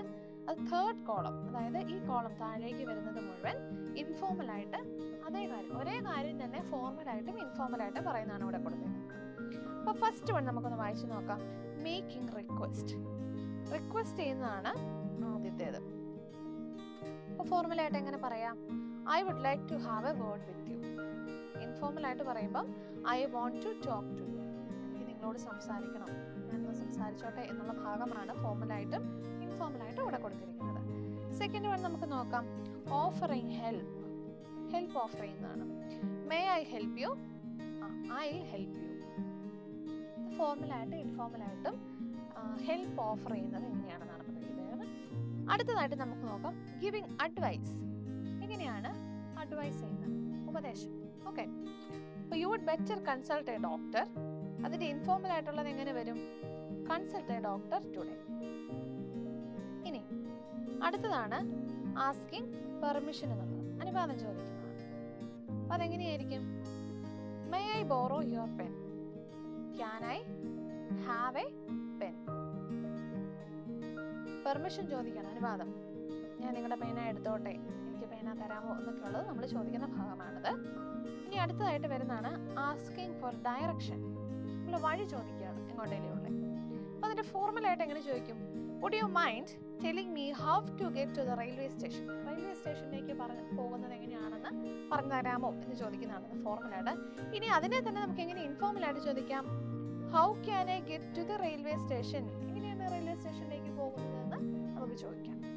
ഇനി നെക്സ്റ്റ് വൺ ആണ് ഗിവിംഗ് ഓപ്ഷൻസ്. അതെങ്ങനെ നമുക്ക് ചോദിക്കാം ഫോർമലായിട്ട്? You may choose this or that. This or that എന്നുള്ളതാണ് ഇവിടുത്തെ ഓപ്ഷൻ തന്നിരിക്കുന്നത്. അല്ലെങ്കിൽ ഇൻഫോർമൽ ആയിട്ട് പറയുമ്പോൾ എങ്ങനെ വരും? Take what you like. അതാണ് ഇൻഫോർമൽ ആയിട്ടുള്ള ടോക്ക് എന്ന് പറയുന്നത്. ഇനി എഗ്രിയും ഡിസഗ്രിയും ആണ്. എഗ്രിയും ഡിസഗ്രിയും, ഒന്നുകിൽ നമ്മുടെ എഗ്രിമെന്റ് സമ്മതിക്കുന്നത്, അല്ലെങ്കിൽ ഡിസഗ്രിമെന്റ് സമ്മതമല്ലാത്തത്. അപ്പൊ I do agree with you, അതിന്റെ ഇൻഫോർമൽ ആയിട്ടുള്ള ഐ ക്വൈറ്റ് എഗ്രി. ഇനി അതിന്റെ ഇൻഫോർമൽ ആയിട്ടാണെങ്കിൽ ഇങ്ങനെ വരും, I beg to differ on this, I don't agree here. അപ്പൊ അതിന് ഫോർമൽ ആയിട്ടും ഇൻഫോർമൽ ആയിട്ടും ഒരേ കാര്യത്തെ തന്നെ നമ്മൾ എങ്ങനെ അവതരിപ്പിക്കുന്നു എന്നുള്ളതാണ് നമ്മളിപ്പോൾ വായിച്ചത്. ഓക്കെ, അത് ക്ലിയർ ആണല്ലോ. ഇത് തീർന്നിട്ടില്ല, ഇതിന്റെ ബാക്കിയായിട്ട് നമുക്ക് ചെറിയൊരു എക്സ്പ്രഷൻ കൂടി ഉണ്ട്. നമുക്കത് എന്താണെന്ന് കൂടെ നോക്കാം. ഈ എക്സ്പ്രഷൻസിനെ നമ്മൾ എങ്ങനെ വീണ്ടും എക്സ്പ്രസ് ചെയ്യുന്നു, അല്ലെങ്കിൽ കോൺവെർസേഷനിലേക്ക് എങ്ങനെ മാറ്റുന്നു എന്നുള്ളതാണ് നമ്മൾക്ക് പഠിക്കാൻ പോകുന്നത്. Now complete the following conversation between Mr. and Mrs. John and Dr. Cronin using formal expressions. അപ്പോൾ ഈ ഫോർമൽ എക്സ്പ്രഷൻസ് ഏതാണ്? നമ്മുടെ ഫോർമൽ എക്സ്പ്രഷൻസ് ഇവിടെ ഒന്ന് ടിക്ക് ചെയ്തേക്കാം. ഈ ഇവിടുന്ന് താഴേക്ക് വരുന്ന ഈ കോളംസ് ഉണ്ടല്ലോ, ഇതാണ് നമ്മുടെ ഫോർമൽ എക്സ്പ്രഷൻസ്. ഈ ഫോർമൽ എക്സ്പ്രഷൻസ് യൂസ് ചെയ്തുകൊണ്ട് ആ താഴെ തന്നിരിക്കുന്ന കോൺവെർസേഷൻ കംപ്ലീറ്റ് ചെയ്യാനായിട്ടാണ് പറഞ്ഞിരിക്കുന്നത്. അപ്പൊ നമുക്ക് നോക്കാം കോൺവെർസേഷൻ എങ്ങനെയാണെന്ന്. Mr. John, excuse me, doctor. I wonder if I might introduce myself. Dr. Cronin, of course, you may do so. Mr. John, I am John, whom you once helped. I am afraid you may not remember me. Dr. Cronin, oh yes, now I remember. That was long ago, isn't it? How are you now? ഇപ്പൊ എന്താ ഇവിടെ സംഭവിക്കുന്നത്? ഡോക്ടറിനോട് John വന്നിട്ട് പറയാണ്, excuse me doctor, ഞാൻ എന്നെ തന്നെ ഒന്ന് ഇൻട്രൊഡ്യൂസ് ചെയ്യട്ടെ എന്ന് ചോദിച്ചു. അപ്പോൾ ക്രോണിൻ എന്ത് പറഞ്ഞു?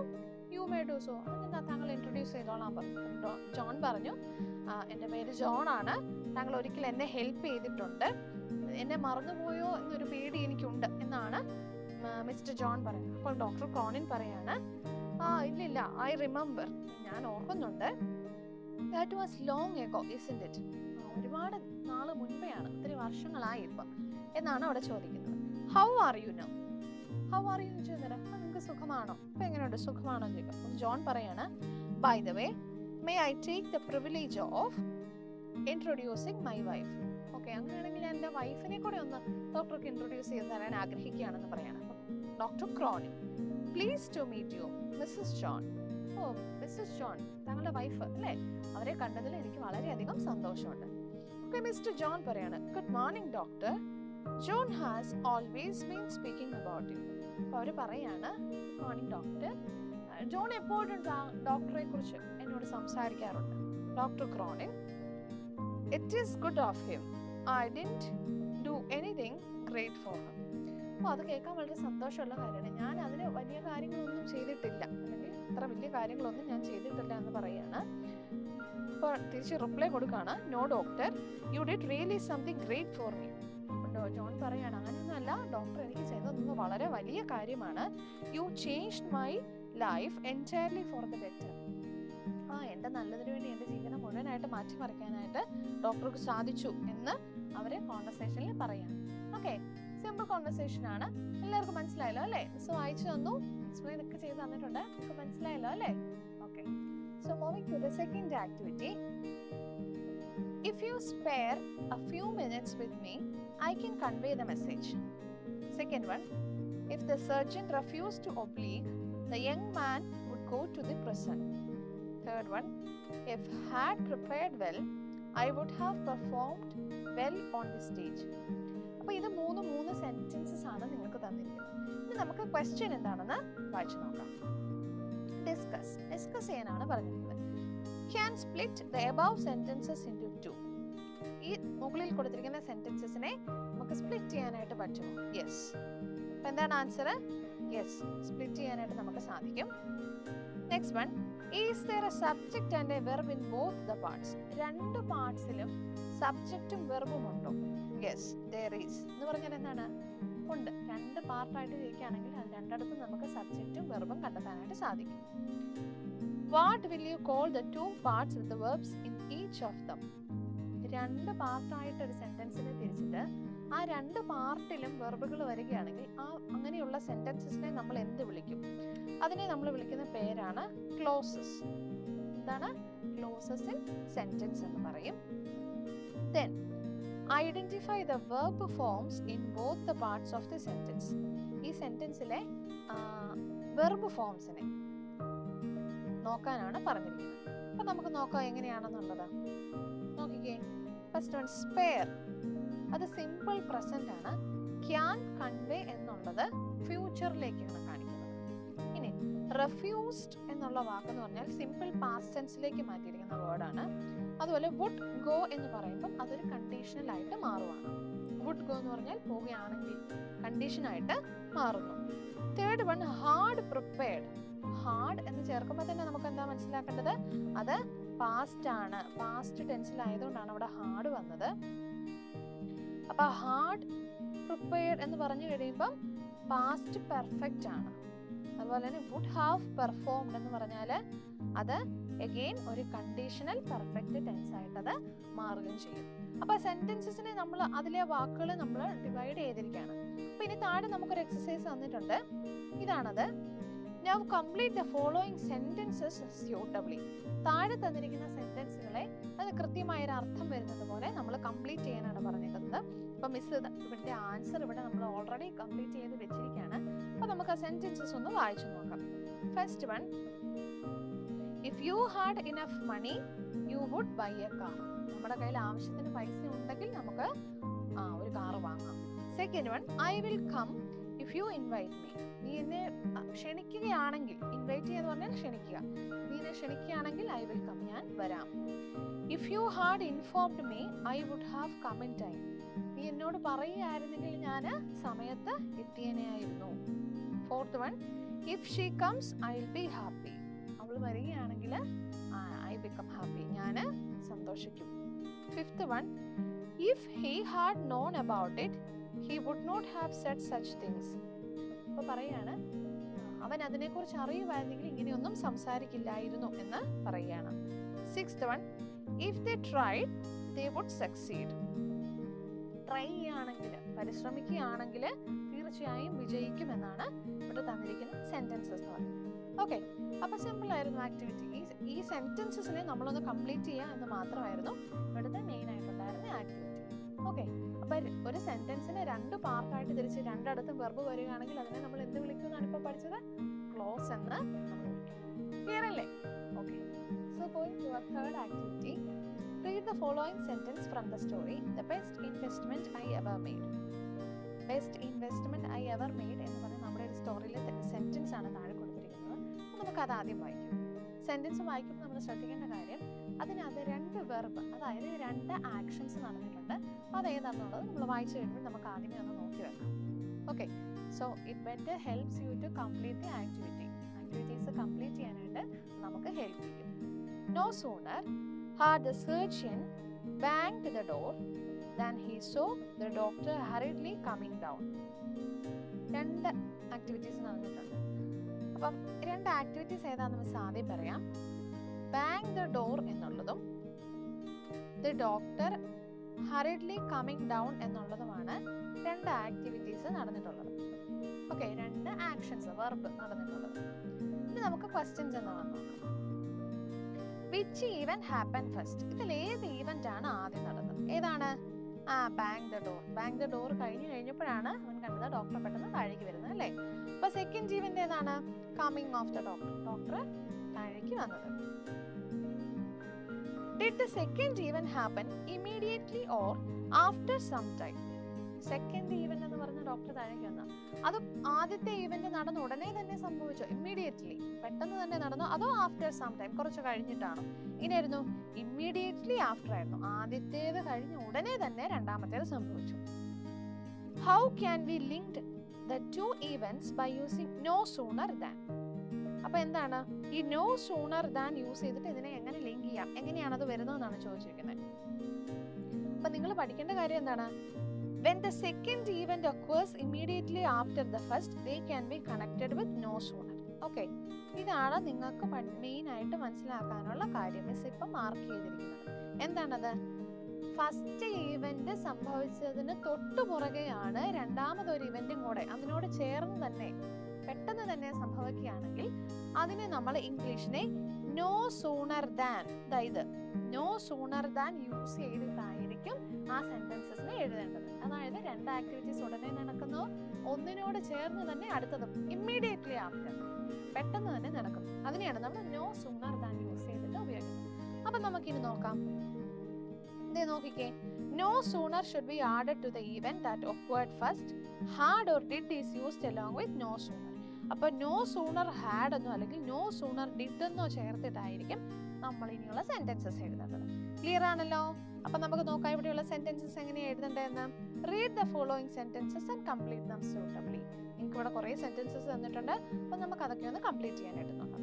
First one, no sooner had I reach the station than the train left. No sooner did I reach the station than the train left. അപ്പൊ എന്താണ്?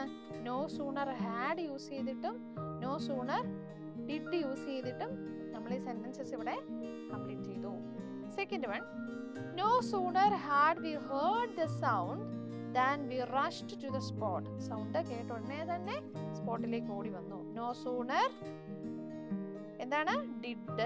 no sooner did we hear the sound then we rushed to the spot. അപ്പോൾ ഇവിടെ എന്താ ഈ സെന്റൻസസിൽ? ഒന്നിൽ നമ്മൾ had ചേർത്തും ഒന്നിൽ നമ്മൾ ഡിഡ് ചേർത്തുമാണ് സെന്റൻസസ് എഴുതി പോയേക്കും. Clear? then third one, no sooner had she finished the project than she started a new one. ആദ്യത്തേത് തീർത്ത ഉടനെ തന്നെ പെട്ടെന്ന് രണ്ടാമത്തേത് തുടങ്ങി.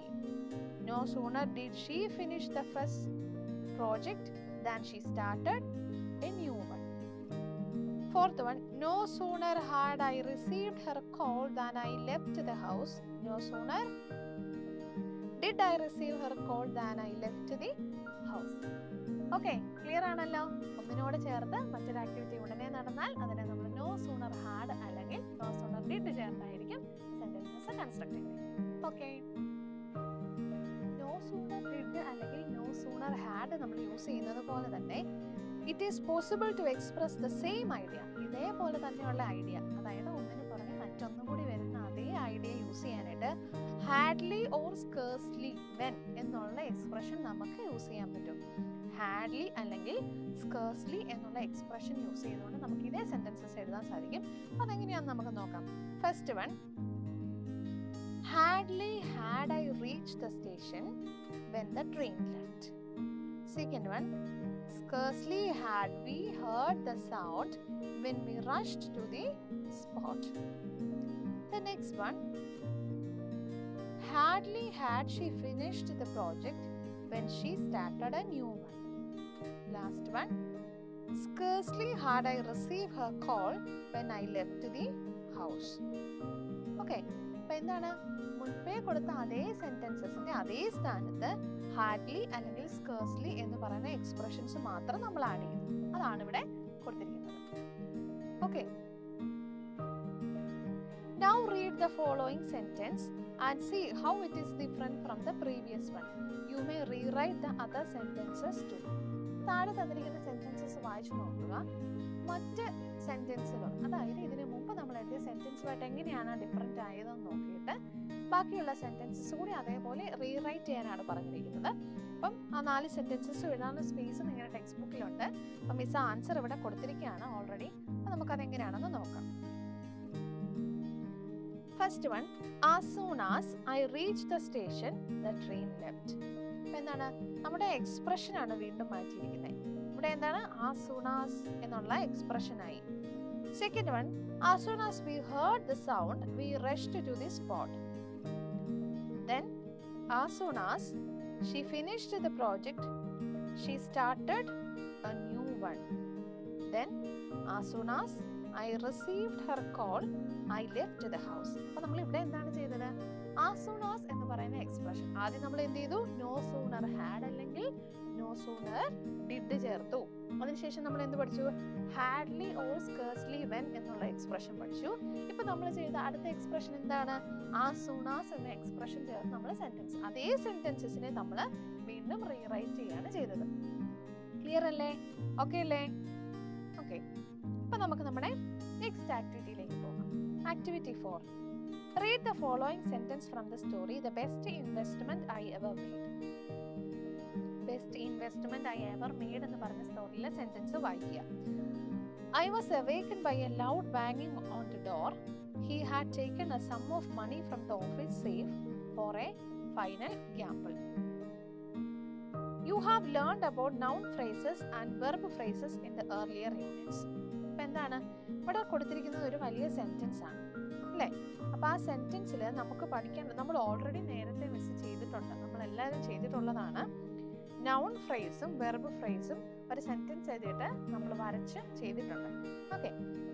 അപ്പൊ അതേപോലെ നമ്മൾ ഇപ്പൊ ഇവിടെ ചെയ്യാൻ പോകുന്നത് എന്താണ്, പ്രിപ്പോസിഷണൽ ഫ്രേസസ് ആണ് നമ്മളിവിടെ ഡിസ്കസ് ചെയ്യാൻ പോകുന്നത്. The words given in bold in the above sentences are prepositional phrases. ഇവിടെ തന്നിരിക്കുന്നതിലെ ബോൾഡ് ആയിട്ട് കൊടുത്തിരിക്കുന്ന സെന്റൻസ് ആണ് ഇവിടുത്തെ പ്രപ്പോസിഷണൽ ഫ്രേസ് എന്ന് പറയുന്നത്. അപ്പൊ ഇവിടെ ബോൾഡ് ആയിട്ട് കൊടുത്തിരിക്കുന്ന സെന്റൻസ് ഏതാണ്, മിസ് ഒന്ന് വായിക്കാം.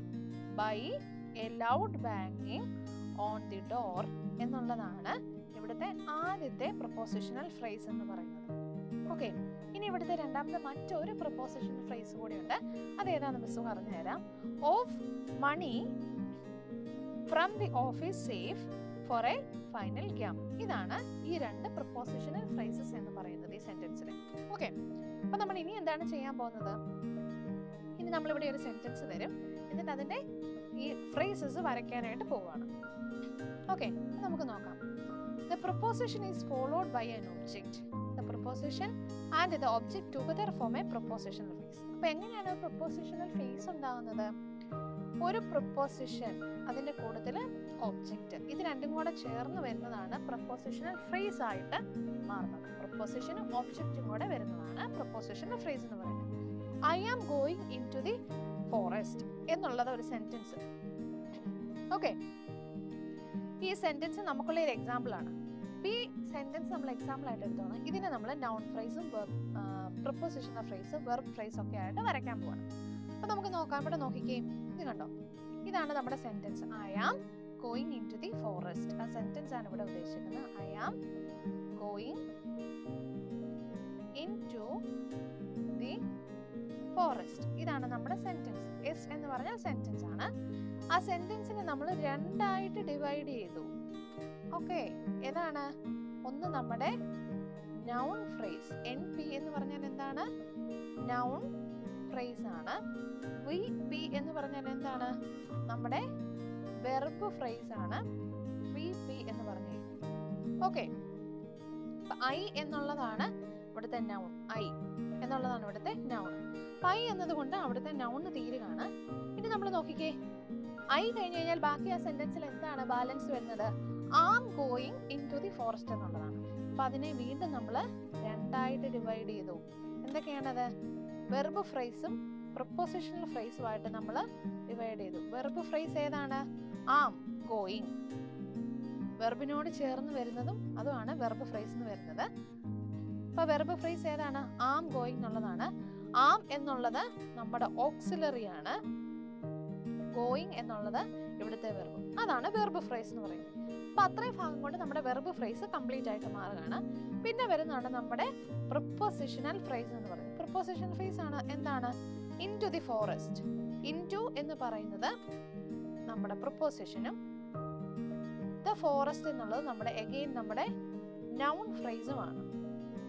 ദ ഫോറസ്റ്റ് എന്നുള്ളത് ദ എന്ന് പറയുന്നത് നമ്മുടെ ഡിറ്റർമിനറും ഫോറസ്റ്റ് എന്ന് പറയുന്നത് അഗെയിൻ ഒരു നൗണുമാണ്. അപ്പോൾ ഒരു സെന്റൻസിൽ എന്തൊക്കെ വാക്കുകൾ ചേർന്നിട്ടാണ് ഒരു സെന്റൻസ് കംപ്ലീറ്റ് ആയിട്ട് ഫോം ആയിരിക്കുന്നത് എന്നുള്ളതാണ് നമ്മളിവിടെ കൊടുത്തിരിക്കുന്നത്. ഓക്കെ, ക്ലിയർ ആണല്ലോ? അപ്പൊ എന്താണ് നമ്മുടെ പ്രിപ്പോസിഷണൽ ഫ്രേസ് എന്നുള്ളത് എല്ലാവർക്കും ക്ലിയർ ആയല്ലോ? ഒരു പ്രിപ്പോസിഷനും അതിന്റെ കൂടെ ഒരു ഒബ്ജക്റ്റും കൂടെ വരുമ്പോഴാണ് അതൊരു പ്രിപ്പോസിഷണൽ ഫ്രേസ് ആയിട്ട് മാറുന്നത്. ഓക്കെ, പിന്നെ നോക്കിക്കേ. Now read the following sentences and identify the prepositional phrases in each sentence. താഴെ തന്നിരിക്കുന്ന സെന്റൻസസ് വായിക്കുക, അതിലെ പ്രിപ്പോസിഷൻ ഫ്രേസസ് ഏതാണെന്നുള്ളത് മാർക്ക് ചെയ്യുക. അപ്പോൾ ഇതാണ് നമ്മുടെ sentence. Come in to the garden with me. In to the garden with me എന്നുള്ള miss bracket കൊടുത്തിട്ടുണ്ട്. അതാണ് ഇതിന്റെ പ്രിപ്പോസിഷണൽ ഫ്രേസ് എന്ന് പറയുന്നത്. Okay, she wanted to go to the movies. അവൾക്ക് സിനിമയ്ക്ക് പോകണം. ടു ദി മൂവീസ് എന്നുള്ളതാണ് നമ്മുടെ പ്രിപ്പോസിഷണൽ ഫ്രേസ് എന്ന് പറയുന്നത്. Then the girl from the nearby city left her purse in the pub. അടുത്ത സിറ്റിയിൽ നിന്ന് വന്ന പെൺകുട്ടി അവളുടെ പബ്ബിൽ വെച്ച് അവളുടെ പേഴ്സ് മറന്നുപോയി. From the nearby city in the pub എന്നുള്ളതാണ് നമ്മുടെ പ്രിപ്പോസിഷണൽ ഫ്രേസ് ആയിട്ട് വരുന്നത്. And fourth one, the stories in that book were translated by my friend. ആ ബുക്കിലെ സ്റ്റോറീസ് എല്ലാം ട്രാൻസ്ലേറ്റ് ചെയ്തിരിക്കുന്നത്, തർജ്ജമ ചെയ്തിരിക്കുന്നത് എൻ്റെ ഫ്രണ്ടാണ്. In that book by my friend. ഇതാണ് അവിടുത്തെ prepositional phrases. And last one, she was looking for a man with money. കയ്യിൽ പൈസ ഉള്ള ഒരു മനുഷ്യനെയാണ് അവൾ നോക്കുന്നത്. For a man with money. ഇത് രണ്ടുമാണ് ഈ സെന്റൻസസിലെ പ്രിപ്പോസിഷണൽ ഫ്രേസസ് എന്ന് പറയുന്നത്. ഓക്കെ, അപ്പോൾ പ്രിപ്പോസിഷൻ എന്താണെന്നും പ്രിപ്പോസിഷൻ ഫ്രേസ് എന്താണെന്നും എങ്ങനെയാണ് പ്രിപ്പോസിഷൻ ഫ്രേസ് ഫോം ചെയ്യുന്നതെന്നും ഒരു സെന്റൻസിലെ പ്രിപ്പോസിഷൻ ഫ്രേസിനെയും വെർബ് ഫ്രേസിനെയും ഒക്കെ ഡിവൈഡ് ചെയ്യാനൊക്കെ നമ്മൾ പഠിച്ചു. ഓക്കെ, അപ്പോൾ ഈ ആക്ടിവിറ്റി എല്ലാവർക്കും ക്ലിയർ ആണല്ലോ? Very good. നമ്മൾ ഇന്ന് എന്തൊക്കെയാണ് പഠിച്ചത് നമുക്ക് ഒന്നും കൂടി ഒന്ന് ഡിസ്കസ് ചെയ്ത് നോക്കാം അല്ലേ? നമ്മുടെ ചാപ്റ്ററിന്റെ പേരെന്തായിരുന്നു? The danger of a single story അല്ലേ? ചിനുമാമ നിസോഗി അഡിച്ചിയുടെ ഒരു സ്റ്റോറി ആയിരുന്നു നമ്മൾ പഠിച്ചത്. നൈജീരിയൻ റൈറ്റർ ആയിരുന്നു. മിസ് പറഞ്ഞിട്ടുണ്ടായിരുന്നു ക്ലാസ് എടുത്തപ്പോൾ ഡീറ്റെയിൽസ് ഒക്കെ. പിന്നെ നമ്മൾ പഠിച്ച കണ്ടന്റ് എന്തായിരുന്നു? നമ്മൾ നല്ല ഡീറ്റെയിൽ ആയിട്ട് ഡിസ്കസ് ചെയ്തിട്ടുണ്ടായിരുന്നു. ഏതൊരു കാര്യത്തെയും ഏതൊരാളിനെയും ഏതൊരു സ്ഥലത്തെയും നമ്മൾ ഒരിക്കലും ഒരൊറ്റ സിംഗിൾ സ്റ്റോറി കൊണ്ട് ഒരൊറ്റ പെർസ്പെക്റ്റീവ് കൊണ്ട് ഏതെങ്കിലും ഒരു ചെറിയ കാര്യത്തെ വെച്ച് ഒരിക്കലും അണ്ടർസ്റ്റാൻഡിങ് ആക്കാൻ പറ്റില്ല. പൂർണ്ണമായ കംപ്ലീറ്റ് ആയ ഒരു രൂപം നമുക്ക് കിട്ടില്ല.